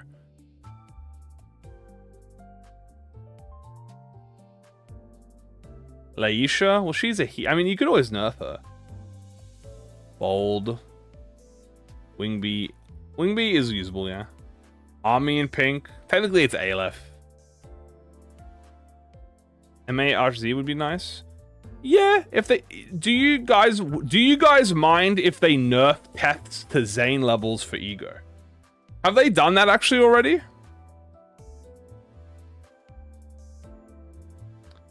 Have they nerfed abnormalities? They've done it with Red Eyes. I know Red Eyes is a heat. No, they made Red Eyes is a Teth. Red Eyes is a Teth that they upgraded to a WoW. Have they nerfed an abnormality in Limbus? I say nerf like a dramatic thing. But have they lowered an abnormality's risk level, or have they only ever increased or kept them the same? Hold on, now I'm going to look at my egos real quick. Now I'm curious.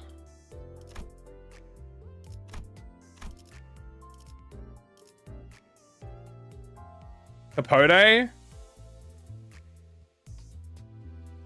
Isn't Capote... Excuse me. Isn't Capote a Teth? Oh. No, I'm thinking Papote. No, wait, no. Bull is a Teth. Ebony Queen is he. Okay, Ebony Queen is a good example. Where is she? Yeah, she's a WoW, but she gets a he. Capote's a he? I'm pretty sure Capote is a Teth, no? I'm thinking of Ishmael. Yeah, I'm thinking of Ishmael Capote. Papote is a he. Is Papote a he? I thought Papote was a Teth. Isn't Bull a Teth abnormality? Brazen Bull's a Teth.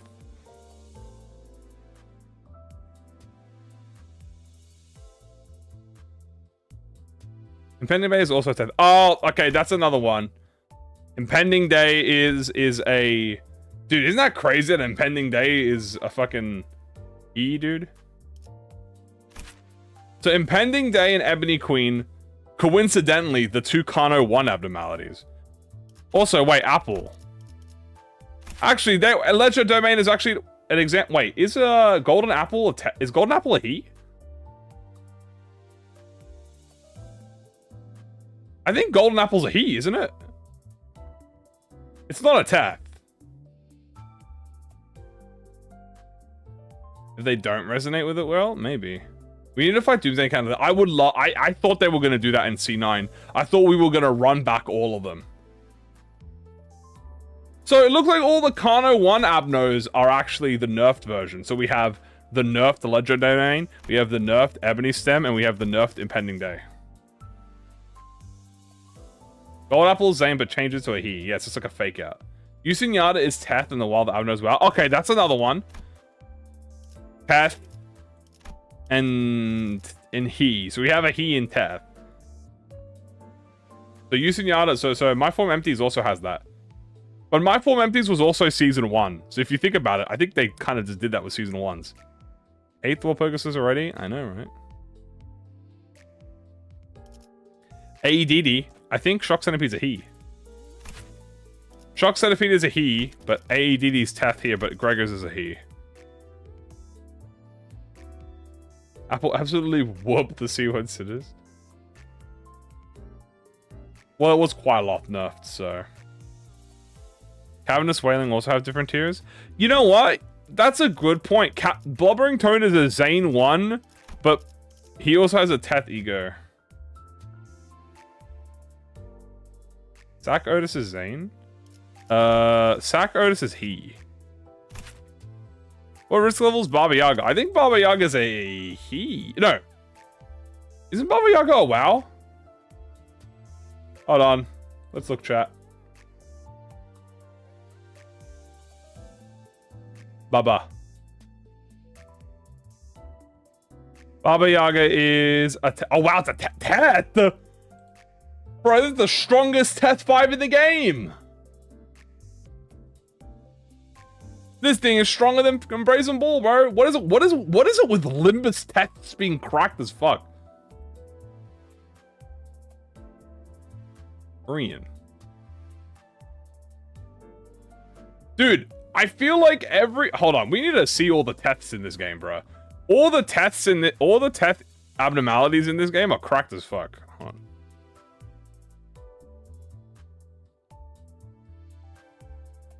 You gonna show me like a list of classifications, or I have to do like a list of abnormalities? Oh, there it is.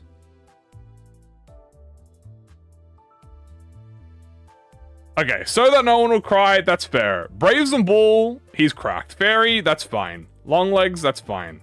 Teddy Bear, that's fine. Bygone Days, you can make an argument. Gossipium, I think you can make an argument. Bay Lantern, that's fair. Portrait, that's fair. Prophet, yeah, that's fair. Yaga, I mean, that motherfucker was strong as shit, so you can make that an argument there. Apple, he. Watchdog, he. Shock Centipede, he. Rose Hot. Yeah, this is fair.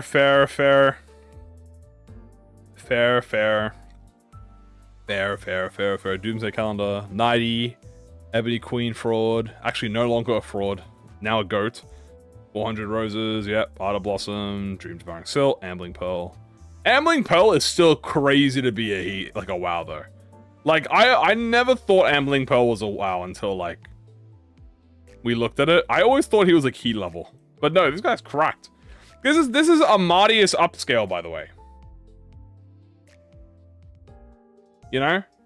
Yeah, Ambling Pearl is a fucking WoW 5. It's on the same tier as fucking Dream Devourer and Ardor Blossom.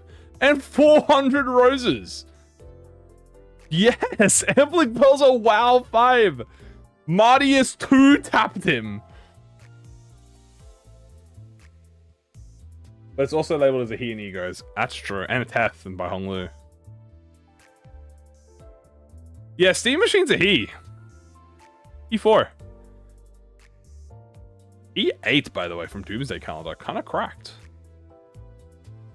Yeah, WoW 5, bro. Literally right behind Spiral of Contempt and Sign of Roses. And then the strongest abnormality that we've ever faced, coincidentally, is still line 1, which is my form empties at WoW 8. But the E.G.O is also a he. That's true, yeah, so there's a lot more of them. Line 3 Ambling Pearl had hands. What about unfought abnormalities? I like how nothing there's actually I like how nothing's there, but nothing there is there. We don't know the risk level for any of them. Murder, I mean, like, okay, these are just all like the Walpurgis ones.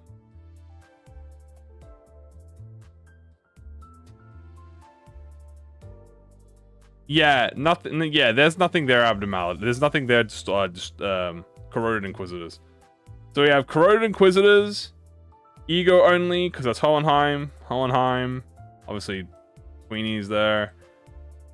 Gaze, Leviathan, Magic Bullet, Solemn Lament, Sanguine Desire. Yeah. King and Binds, man. WoW 7, bro. Honestly, dude, well deserved, bro. King and Binds definitely deserved WoW 7. I would even argue, let that bro be a WoW 8, bro. He commands the Envy Peccatorn. That's kind of glaze.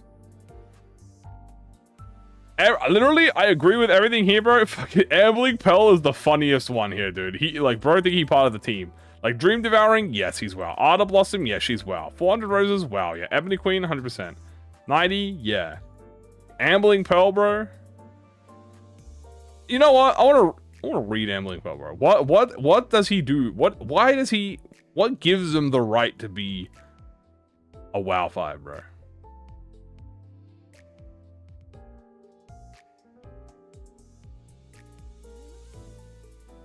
Story Sprite unused. Whoa! Look at this! Yeah, the Story Sprite? What the? This must have been in Kano 9. Damn. Hold on. Why you kind of look good in this, though? Damn!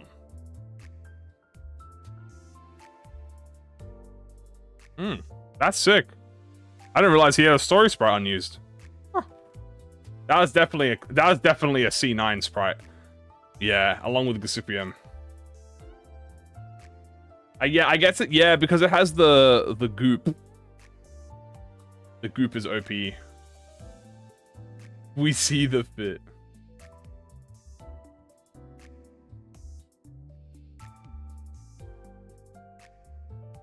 I think it mentions here. We've always had to sacrifice ourselves to solve anything after all.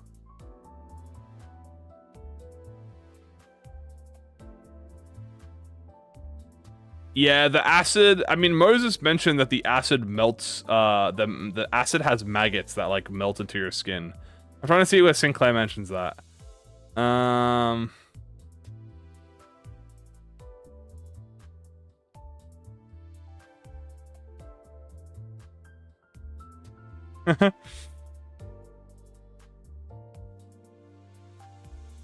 What is it? Is it light level 1 here? He mentions it.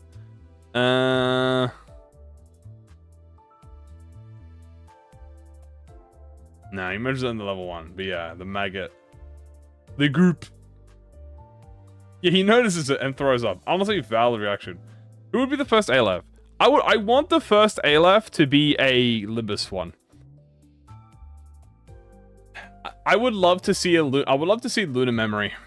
I want to see what Luna Memory is based off.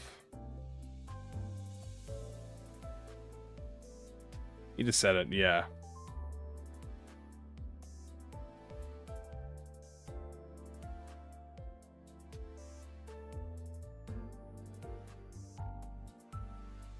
White Orchestra.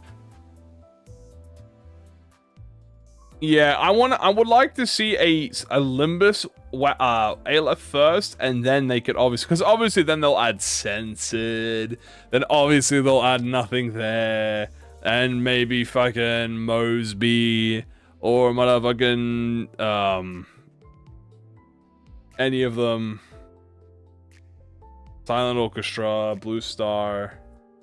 We also did get Blue Star, chat, remember? Kind of.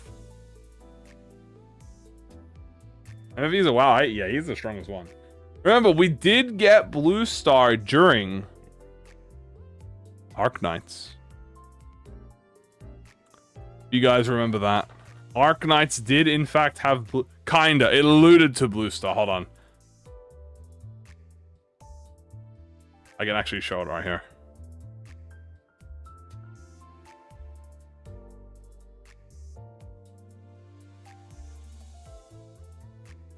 I was exploring a Lobotomy Corporation branch when we ran into an abnormality. The abnormality, which appeared out of nowhere, was more otherworldly than we had ever encountered now so far, and deep blue. It was fathomlessly blue and pulled that would endlessly draw us into itself. This is like very Blue Star orientated. Like, this is very Blue Star coded. A otherworldly abnormality with a deep blue that pulls endlessly into itself.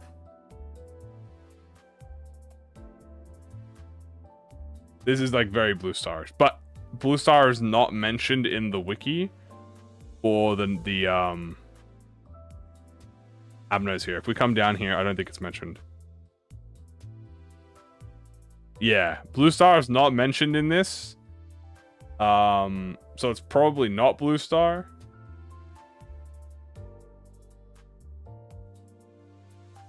Yeah, it could be the other version of it. Blue Star's E.G.O Kid of Gold? I got no... actually, we have this.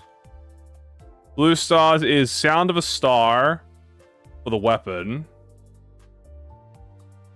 And the armor is called Sound of a Star.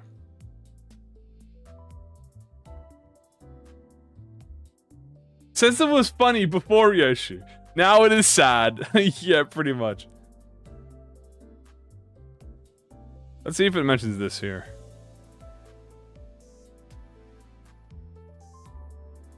Do we have the story? Where's the story, sir?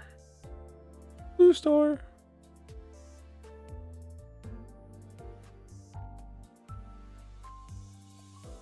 An urgent announcement to all personnel in our company.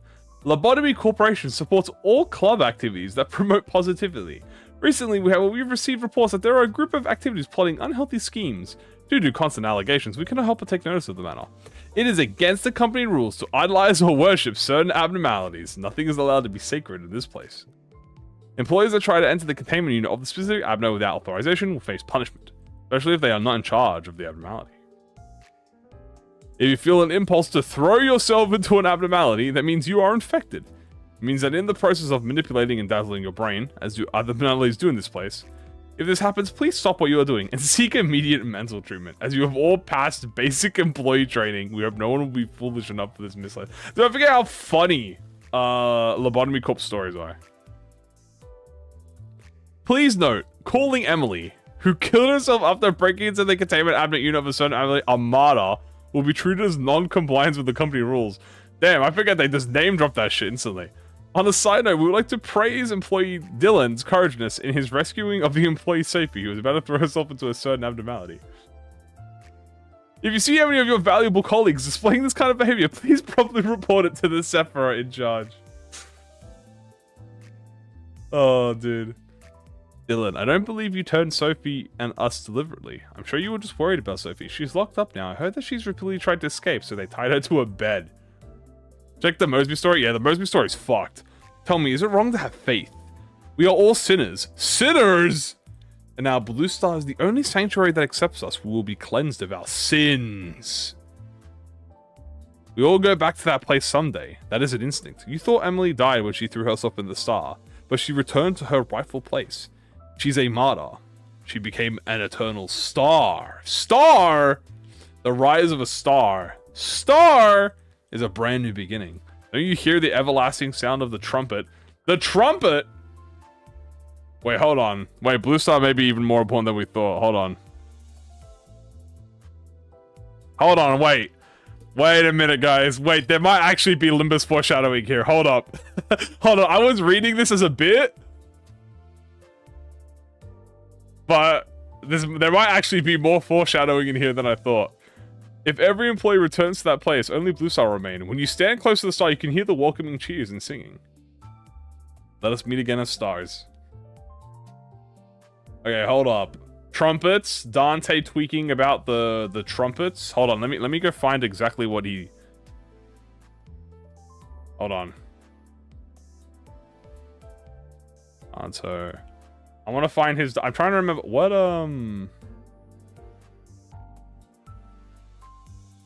What story node was that again? It was part... I think it was end of part 2, right?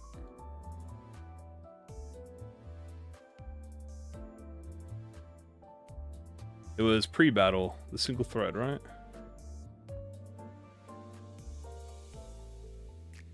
Ah, it was before this.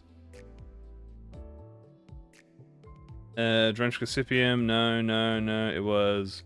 Well, the prescript.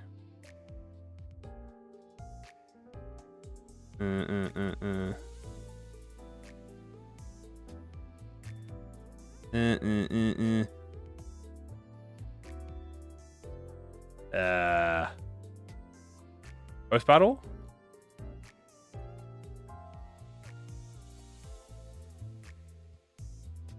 Here we go. Found it. I found it. Return to me, stand with me, stand tall. Earth be my head, the sky be at my feet. The ladder is laid skyward, and the final kingdom's heart lies penetrated. 32 paths are revealed, the rises and falls of breaths are exiled and returned at the hour of inequivalence. I am the key in the lock of the gate, the bell that once rang at the end of the rings the beginning. In the new millennial kingdom shall the 13th samurai... I thought he mentioned trumpets in this. Did he not mention trumpets in this? Or is it the first one he mentioned trumpets? He didn't mention trumpets in this. Damn. The 13. So, yeah, the 13 shall stand by my side. Virgilius. 32 Kantos real. Please, God, be 32 Kantos. That'd be funny as fuck.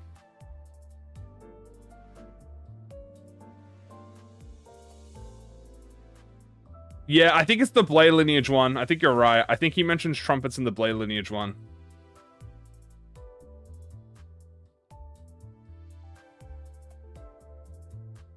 Definitely 5-5.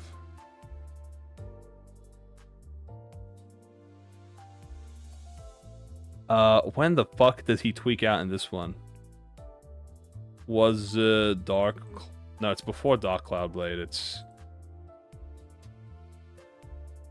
one? No. Young Villain 2? No. Dark Cloud? No, it's before they meet June. It's... The Uninvited? No, not... It's not post-battle. Is it post-battle?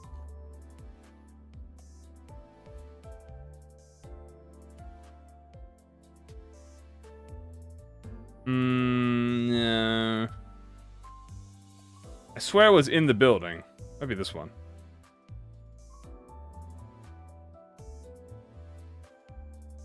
LCD. Origin of Sin? Origin of Sin. I thought, yeah, I must not have... Did I just skip this one? Ah, here we go. Here it is. Sin. Planted in the hearts of all are seeds ever present with potential to bloom. When the light of the day descends upon the hearts of every human, the blooming seeds deep buried within. If one's blank devoured by their sins, they're reborn in the form of blank, the image reflecting the blank, dreamt by those who are nothing. Blank. If one sends a blank, their sins the heart, blank, nothing about trumpets. Yet if one who seeks to bear the blank shall be of the original hearts. And in the world perceived through their own blank, the blank shall be unveiled to blank their egos, melt into the blank by the blank blank. Blank. He does. Only those who can define their own blank. Only those who are awakened to their own blank. Nah, he doesn't mention trumpets. Yeah, he's definitely talking about the seed of life, but I thought he mentioned trumpets somewhere, but I don't think he actually did mention trumpets. I swear I'm like deluding myself into thinking he mentioned trumpets somewhere.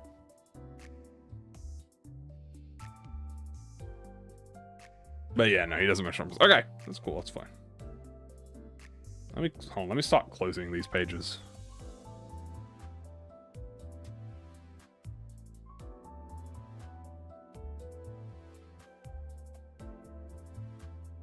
Couldn't see time. Yeah. I've been somewhere in the prologue. That is true, yeah.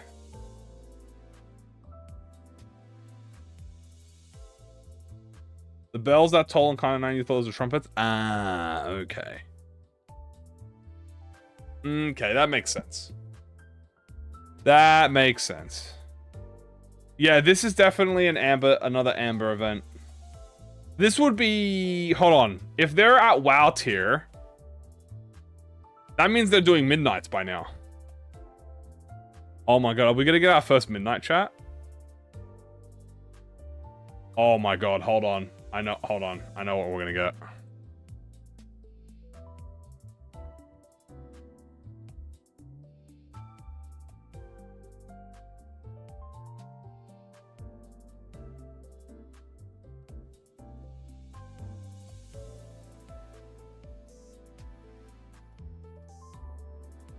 Dusk, maybe?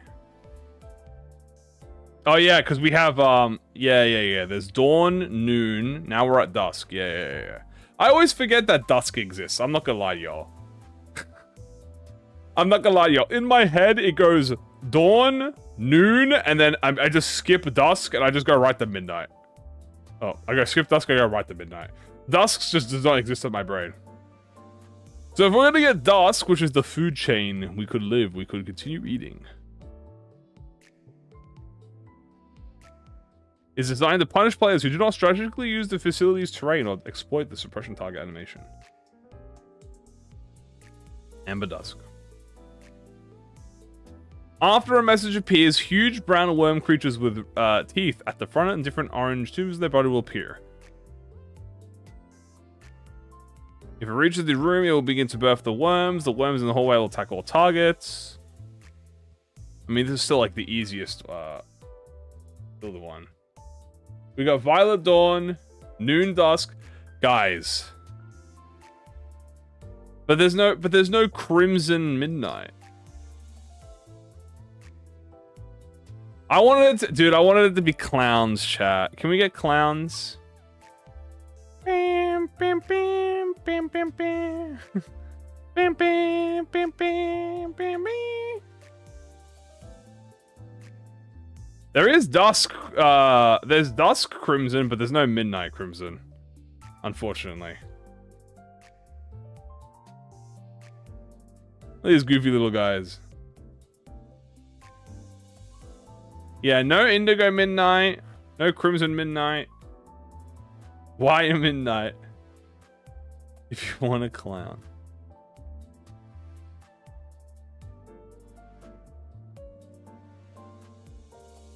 These fucking freaky 8 o'clock circus looking dudes.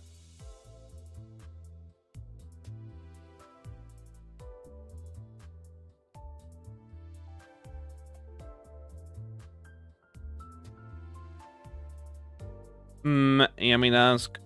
Big worm. He's the biggest worm. Look at him. Dude, the Amber Ordeals are like not a problem at all. I don't think any Amber Ordeal is like ever a threat. Even the fucking Midnight is like a non-threat.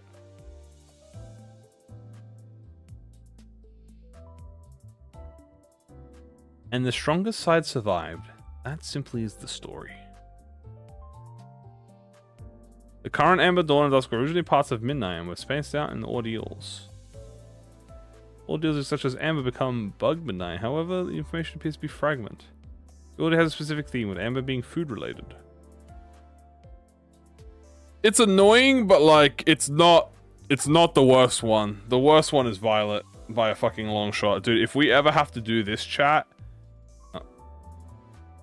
If we ever have to do this in Limbus Company, I'm gonna tweak, bro. These motherfuckers, bro. The God Delusion, bro. Fuck this. Fuck this one, dude. This one sucks. This one took me literally hours to do in like a single session. This one sucks. This one sucks. Oh, God. Like, I beat it, but holy shit. Was it a fucking... Was it what's the word? Like, a survival. You know? I know this on Hakama, that's fucked. Yeah, they just make it so that it flashbangs you in real life.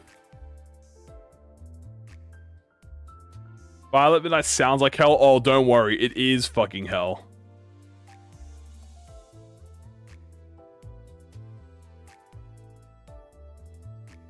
This fucking guy, dude. Fuck this guy. I would like if they added new ordeals. I think that would be cool. What are the ordeals in lore? It's iron tweaking. I believe that's how they described it, right? I'm pretty sure they described it as like iron tweaking. It's like his fears manifesting in the facility.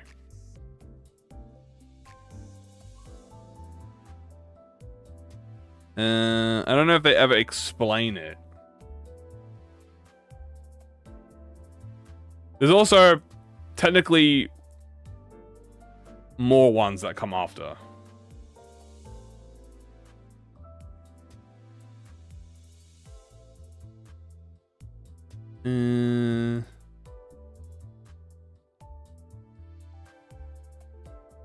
But yeah. Biner says they are subproducts of extracting Abnos. Biner would say that.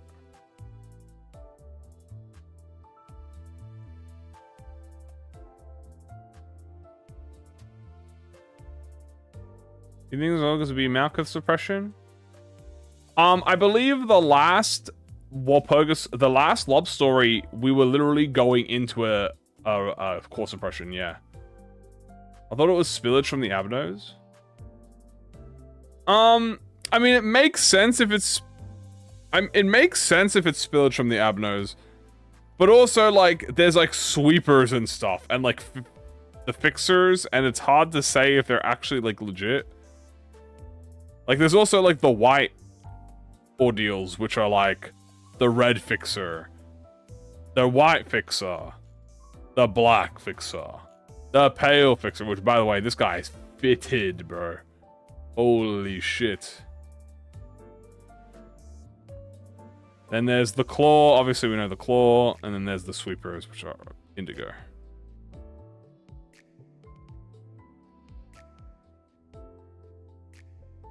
I remember this guy getting teased, bro. This guy was teased, chat, during the... Hold on. Let me get it for you. Hold on. Let me get the Kano 8.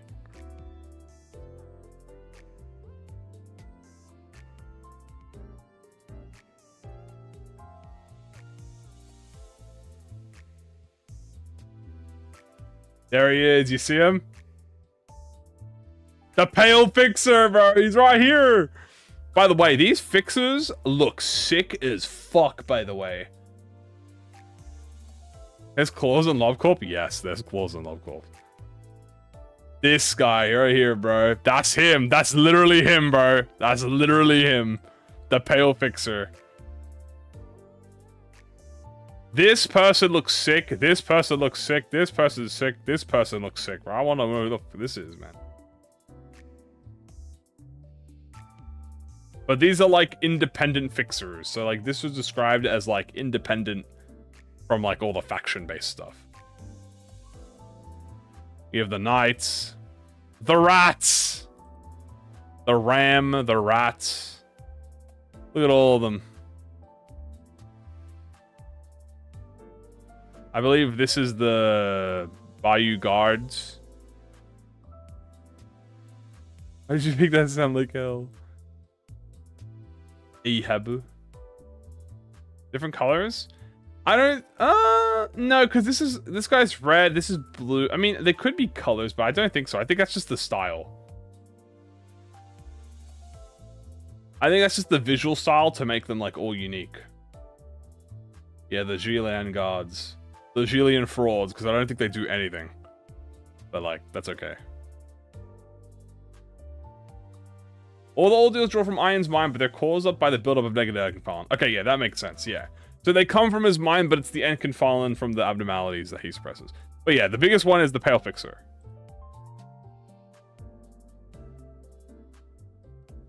Literally 1 for 1. Yeah, we need more X-Corp. Dude, we have, like, so much about X-Corp, but, like, also nothing. Also, please give us rats. And please make Faust a massive, giant rat. Please, it would be so awesome.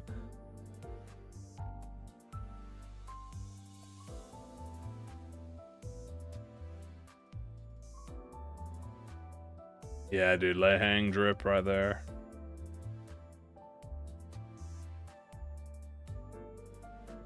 Yeah, when Z-Tune, yeah, because all of this is like a visual this isn't like what's actually going on. This is a visual representation of what will happen when Hong Yuan falls. Specifically Carlo? I mean, this could be the god. This could be the Soda Capo.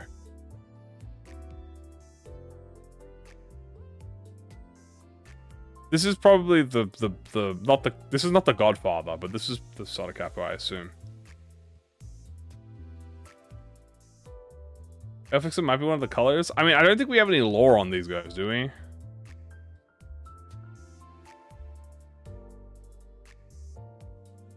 Maybe. K-Corp there, just the Orva. Bro, K-Corp with these fucked up, like, mecha warriors, bro. Yeah, Carlos out. This is the east. They're from the east. This is the east branch. They'll call them rodents. Rodent. Yeah. This is him explaining the Kappa de Capi. Yeah, it might be the Kappa de Capi. This is just the image that was explained, like, who are the potential parties that would invade Hong Yuan. But still. This is like the best. This is like one of the best images from C8, bro. This is like such a good image.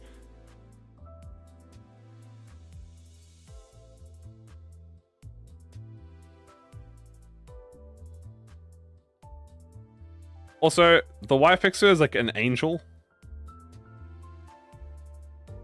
She just fire fucking beams. She has a fucking halo.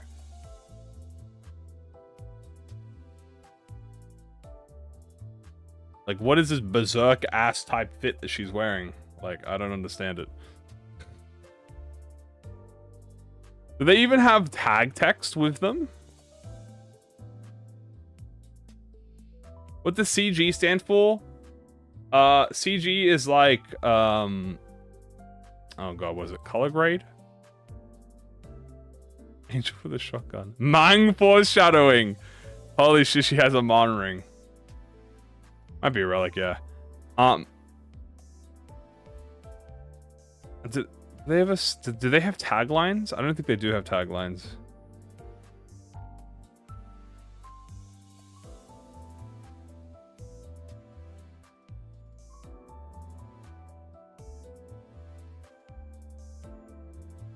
Is N-Corp, right? Yeah, our antagonist group is N-Corp.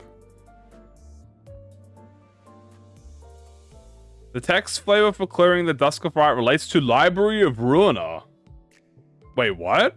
Hold on.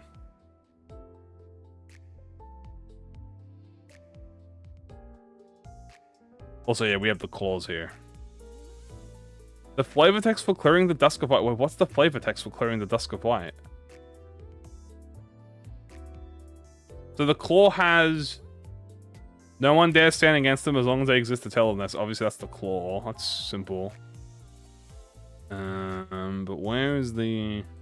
Oh. Ah! Book hunters. One day they will rummage through the library reigned over by the pale librarian. They are what shall become affixers. Oh! The colossal tower of light was tiled the library. It is only natural for the fixer to be drawn to such a mystic place of life and death. The Dusk of White, also known as the Fixers, is a third white ordeal at this event. All Force Fixers spawn, including the Pale Fixer.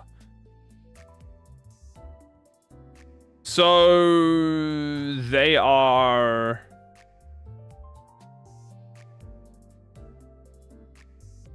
Okay, hold on, I'm going to read through this because this is interesting. So the Dawn of White. From meaningless errands to exploration to contract killing, they will do whatever that you wish as long as you pay them sufficiently. Dawn of White. A request.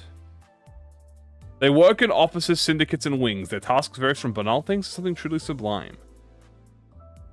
They search constantly, be it for the backers of wings, the inventions of backstreets, the relics of the outskirts, the artifacts of the ruins.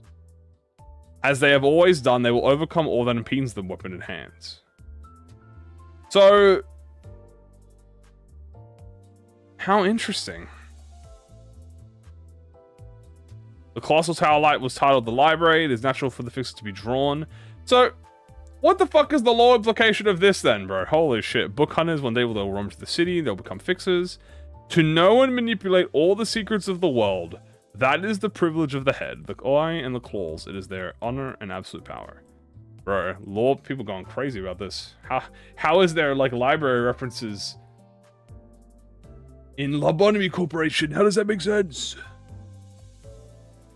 Yeah, also relics are mentioned here as well. But I think they were mentioned already. Because there's the relics of the outskirts and then the artifacts of the ruins. More time travel? It might be. Yeah, so I think each of these guys have a relic. So this guy's gun might be a relic. Or is it his, Because this is clearly just like this is like a teleporting briefcase. The idea of the library from Lomcorp that made her ego. Yeah. Ian planned the betrayal. Unironically, that's like, I think, a valid strategy.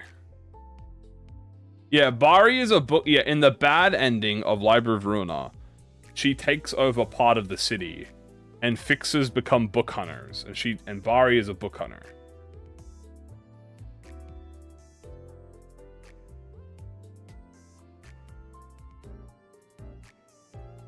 And then there's like a giant gun. What does this guy have? This guy's like an energy sword.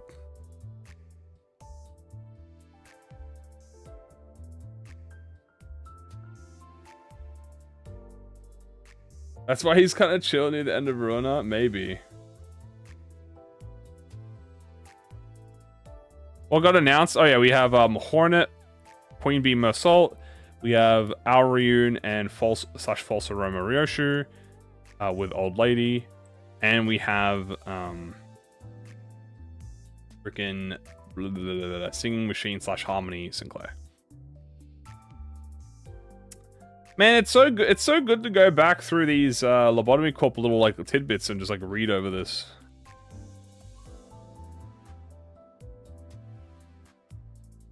By the way, yeah, fuck this bitch, by the way. Watch this. Boom! Giant ass beam, bro. Yeah, fuck this beam, bro.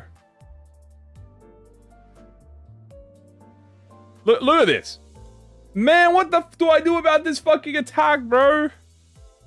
This bitch cheating, bro. Yeah, just fucking wipe off my department clean, bro. Man, fuck, I remember having oh my god, fighting these guys suck. Will you be able to shard them? Not these guys. You have to wait until the current Walpurgis you can't shard. You have to shard the next Walpurgis. Stand in the top left. I mean, yeah, but like, do you see where I'm doing it? This is central department, bro. Good luck ever getting anything there. So, Bari being alive? Yeah, so most likely Bari found the River of Immortality. That's probably what it's alluding to, right? Because we obviously know that Bari was... She wasn't searching for the rivers, but she obviously knew about the river locations because that's where she took Sancho. Right? The smoke was white. So Bari knows about the rivers because obviously I think she was also searching for a river in particular. But we don't know which one. So in the bad end timeline, she has immortality, most likely.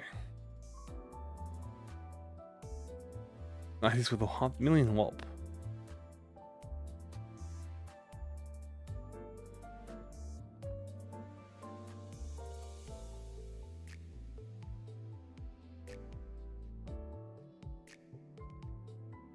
He hadn't aged from the Marcher Lane when Sancho went into the lighthouse too. Does Bari imply to be a color? I mean, she could. Also, we don't know how long Bari was. Well, Sancho was in there for 200 years, right? But we don't know how long Bari was sending the messages for. When is the next hot takes? Well, I mean, we just released one like a week ago. So probably not for a while. They did the Black Fixer so dirty. Yeah, the Black Fixer is the like... This is all he does, bro.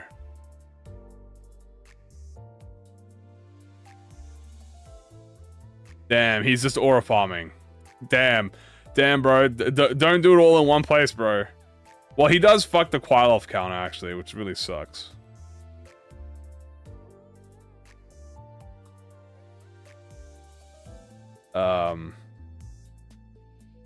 It's like the Black Fixer is not annoying to fight, but when he dies, he makes everyone tweak out. Is hard to solve him? Maybe. I don't think it'll have 20,000. I think it'll be more of a buffing E.G.O. Who do you think has the worst color name? I don't even know how many. Can I see that? Can we actually check all the color? Hold on. Can we check how many colors there are? Is there a list of all the colors?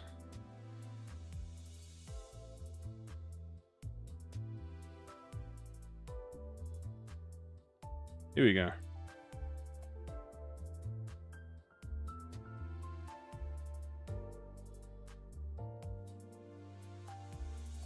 Well, these are all the library. These are all the Limbus ones.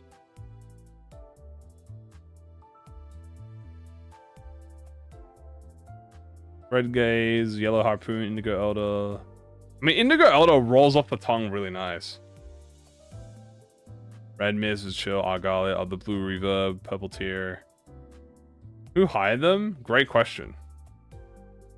I'll have to go to the Library of Ruina wiki.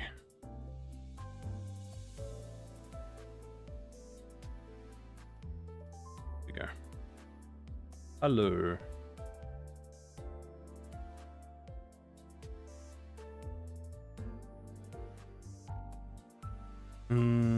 Fixer. Can I just type Fixer? Fixers. There we go. So we have how many? Are you gonna give me a list or no? I mean, I know Vermilion crosses there. Under the table's a list. Ah, kind of. I mean, it has Red Mist, Blue Reverb, Purple Tear, Black Silence, Vermilion Cross.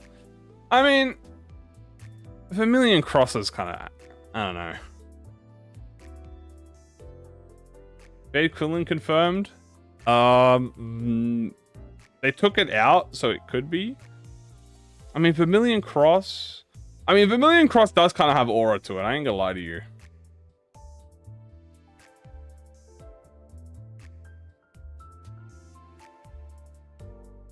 Not as much known about the Vermilion Cross, aside from his high status as a color fixer in Dong Huan's page story.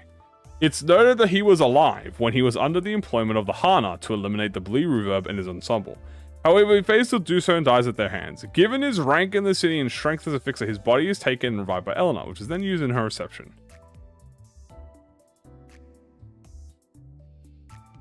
Inside, okay, we can read Dong Huan's page. Because it gives us lore. Dongwan. Hana Association seems to have taken an interest in the library and the Blue Reverb. The two entities at the center of it all, of the problem, have been happening in Elcorp Nest lately. Now that they've marked their presence in the city's skies stars. I asked the caller what happens to be a friend of mine about it. And he said the association's going to recruit him to hunt down the Blue Reverb and his cohorts. They've been making quite a scene in L-Corp's nest in particular. The lives of many syndicates, fixers, and residents close to the library were lost at their hand. So the associations couldn't just sit and watch anymore. They apparently set up camp at the door of the library, though no one knows what they're waiting for. A couple things I heard that all sort of sounds and noises are coming from their camp. And that a large number of firearms belonging to the Thumb were abandoned on the ground. Maybe they launched an assault on the syndicates while it was struggling to recover from the loss of the underboss and his capos. The ensemble's not like the most of the syndicates that try to make money off the turf of the wingless nest, that's for sure. We still don't know what their goals really are, and I can't shake this bad feeling. Anyway, since I was asked to pay a visit to the library, it'll be worth investigating in case some more after I get this job.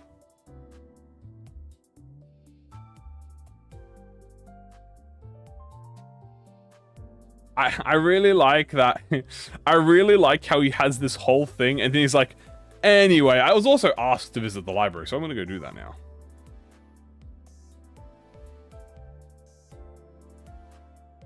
Kind of funny. Yeah, there's also the Green Maiden from Limbus, so there's a lot. Well, we assume the Green Maiden is a color, but they might not be. Yeah, we're just taking it chill for now. We're not going to do anything today. We're just going to be chill. Long one to go. True.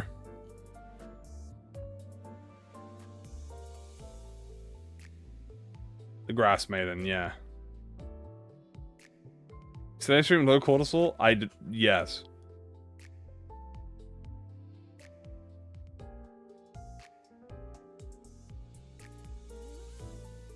During the time he got jumped. The red sack. Color name Grass. That is true.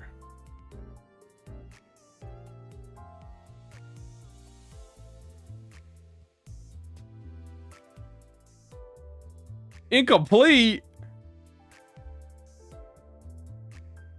Can we get someone on this? Can't have Dong one page be incomplete. Quick middle Ishmael upside story art book.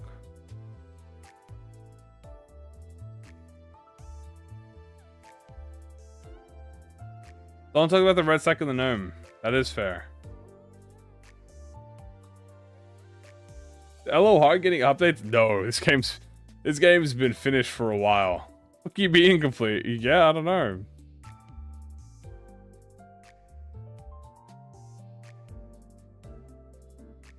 Yeah, hold on. Let's go back to Middle Ishmael's update story.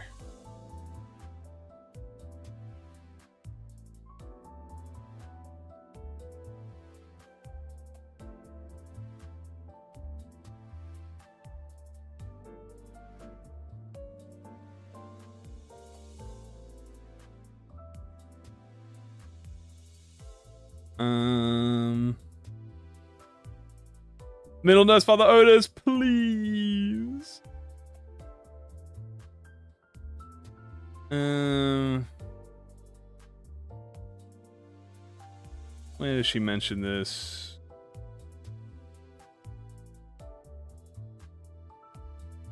He does also have, yeah, Grim Damnation.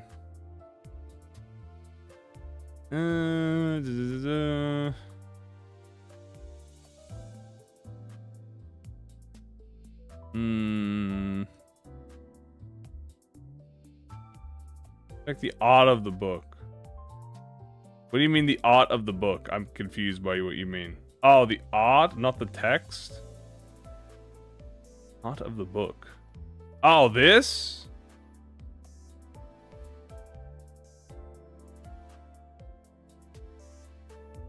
Any excuse to look at Ishmael. Is it common for sinners to get 2 seasonal identities per season? I mean, it's pretty... Yeah, I mean, usually it'll be around, like, 2 to 1.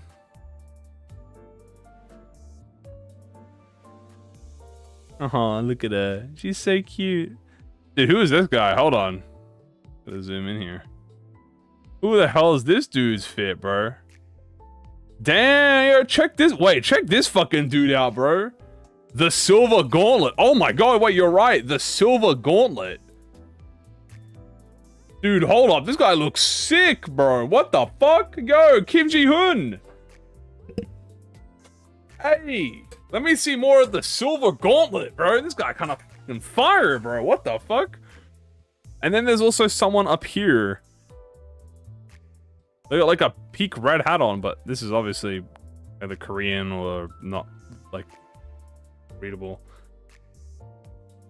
Does he look like an X-Corp kit? Yeah, he kind of has the X-Corp fit on. Yeah, he actually looks sick as fuck. Dude, we need to... Guys, wait, what? Wait, hold on, chat. But wouldn't it be fire if Kim Ji-hoon and the ProjectMoon team released a Fixers monthly magazine as like a merchandise?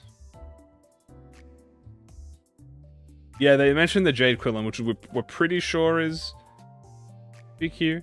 Guys, wait, but what if they did like a fucking Fixer monthly merchandise? That would be a fire ass, like, exclusive. Yeah, instantly sold out. Like the W Corp hats, just gone. Just boom. Is Dead in her Uptie 3 art? Oh, maybe this is like someone she hunted down. Have a look.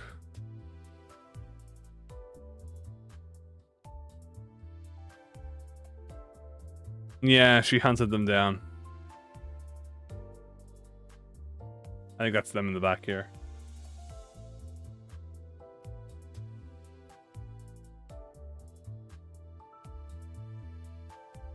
Yeah, there are plenty of colors as far as we're aware that are unmentioned. Yeah, and also that makes sense. He's the 101 title of the 101 heroes, yeah. A post on the Twitter. Bottom right is the hat. Oh yeah, that's it. Yeah, she stabbed into the hat and there's the dead body.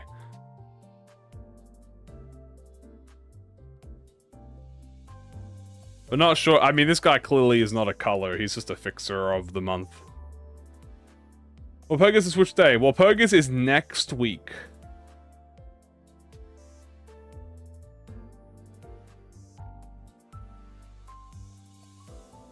There you go. Very nice. I'm broke. We all broke. Alright, I'm gonna close out of this for now.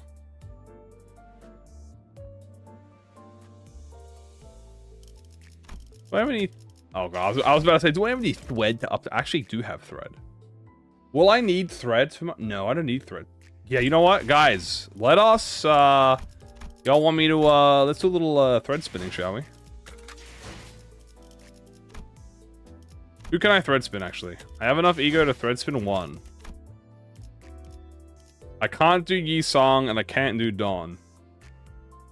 I think I said I was going to do Hong Lu this time. Remember what I said I was going to do last time? I don't remember. I said I was going to do Ryoshu. Oh, hold on. I got to mark.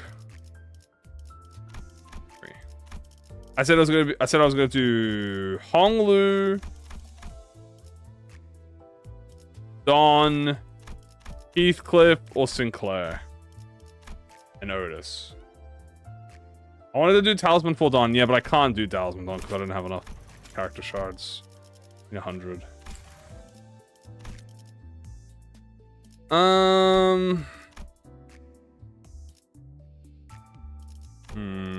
There's a lot of good ones here. The Hern season. True.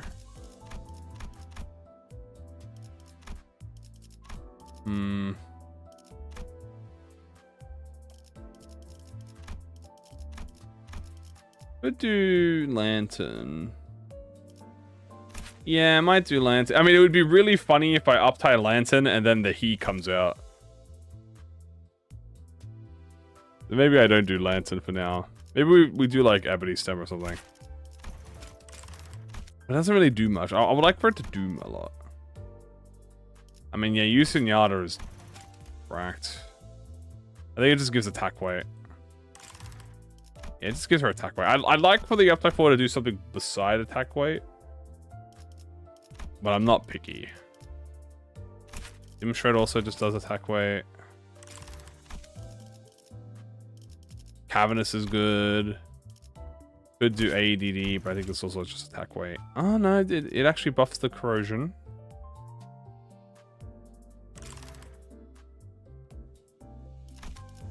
And then... Sun Shower's also good. Damn, Sun Shower's actually kind of good as fuck. Crack Fast good, yes. Yeah, the banner seems to be the exact same. So we might get Bokak after this.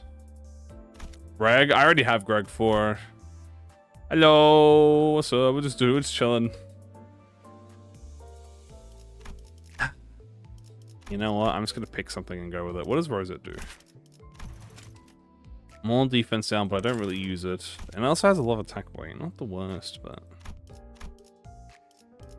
I think I also wanted to do Hexnail. Hexnail's nice. Lantern's good. Yeah, I mean, like, Lantern... Mer Soul, I think, and Gregor are the only 2 IDs that have, like, 1 left. Yeah, they have the 1 left. What does Impending Day do? It gets an execute. And the upside 4 is bigger. Yeah, I think it gives it attack weight, right? Yeah, it gives it attack weight. The attack weight really helps.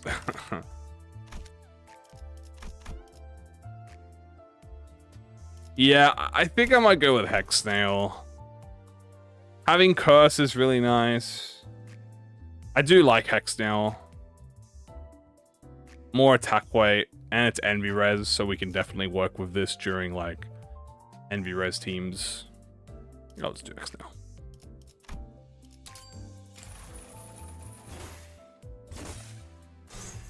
I think I can do 2 Teth, chat. Hold on, am I greeting? I might be greeting.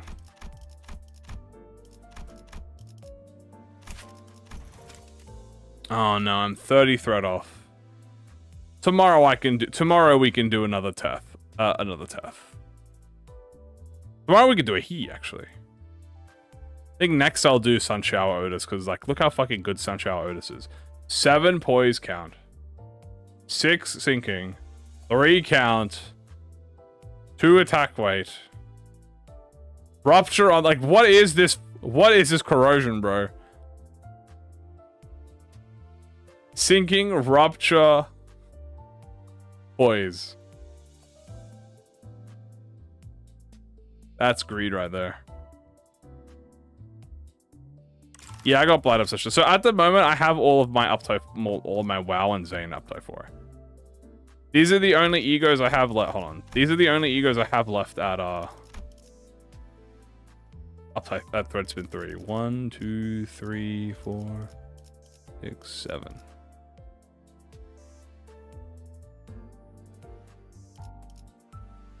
This is 35. So 35 E.G.Os are left to Threadspin 4. But, like, Walpurgis is gonna come, so I have to uptime the Walpurgis. We'll need the thread there, and blah blah blah blah blah blah. So we're gonna get a thread module, then we'll need to have enough thread. Then we'll get a WoW uptime module. We're pretty much just gonna chat. We're pretty much just gonna use the thread and ID and the WoW uptime module on the fucking Walpurgis ID. There. 4 rupture, 4 sinking. Yeah, Sun Shower Artist should really get that. What does a Honglu do? It's very situational, but it inflicts a lot of defense level down. The biggest thing is it's same turn defense power down and 5 defense level down. It also does, like, Lust Fragility. It also technically targets the unit with the fastest speed. So, yeah. Target the leftmost skill slot on the dashboard is afflicted with Lust Fragility. And I think you can only get, in a focused encounter, you can get 7. You can only get 1 Lust Fragility, because it's 7 divided by 4. Will be on the new Ryoshi ID going forward. That's a good point. Yeah, I'm curious. How hyped? I'm pretty hyped. I'm pretty excited. I'm like it because it's not. It's they're kind of like doing a bit of, like, you know, they're spreading out a little bit on the abnormalities in terms of, like, They're picking, like, not the most popular abnormalities, but not, like, unknown. It's, like, the middle ground, which I think is pretty cool. What are the IDs? So it's Hornet, it's Queen Bee Mersault, it's Auriyun Ryoshu, and it's Singing Machine Sinclair E.G.O. Shard Ishmael. Do I think it's worth sharding Christmas Nightmare and ABS as well for Bright?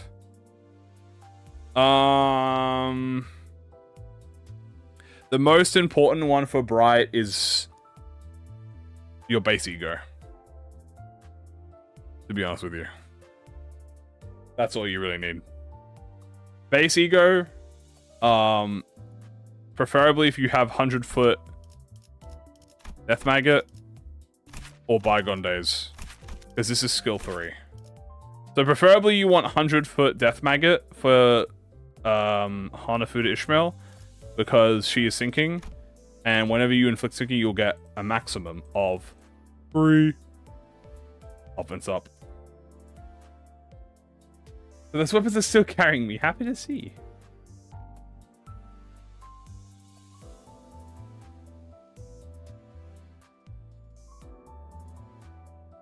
I think Aru should have a stealth mechanic. I think she'll have a tremor sinking mechanic.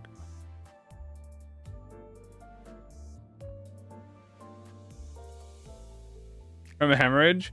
No, he's gonna be burn. He'll be burn. He might be like, he might have a unique burn on him. But no idea. Yeah, second dual wielding E.G.O. and it's another than Ryoshu. Hell yeah.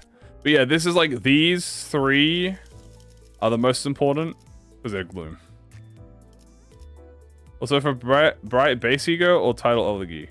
Well, Title Elegy is one of the best E.G.Os. So you definitely this. But I didn't mention this because this is Arknights, so I'm not gonna mention it in like the, like if you have, as long as you have this, which obviously it's base E.G.O, this, I would say if you don't have Title Elegy, which is fair, 100-footed Death Maggot is the best one for Ishmael.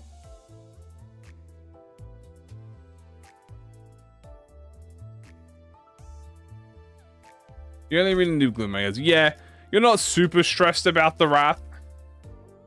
Because you can always, like, the Wrath is... Because the Wrath and Tremor are the second most common. What makes Title good? Alright. Let me tell you why it makes good. First of all, this thing deals 100 flat damage. And 2 coin power on 1 target. So one abnormality. So like already... This is 26. So it's a 3 coin. So that's a lot. Second,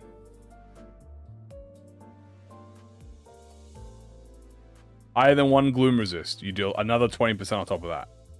Second, at Gloom Resin, you deal 40%. So already you're dealing over 150% damage for free before you even hit the coins.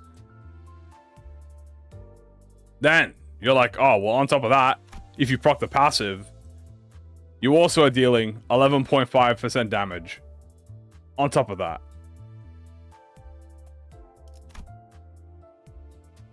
Don't worry, these will come back, chat. They kind of alluded that it will come back, but it's probably not going to be for a bit. So, hopefully, guys, fingers crossed in the next maybe, I don't know, year and a half, they might bring the Arknight event back as like a, you know, once every few, as like a super Walpurgis, you know what I'm saying? That would be nice.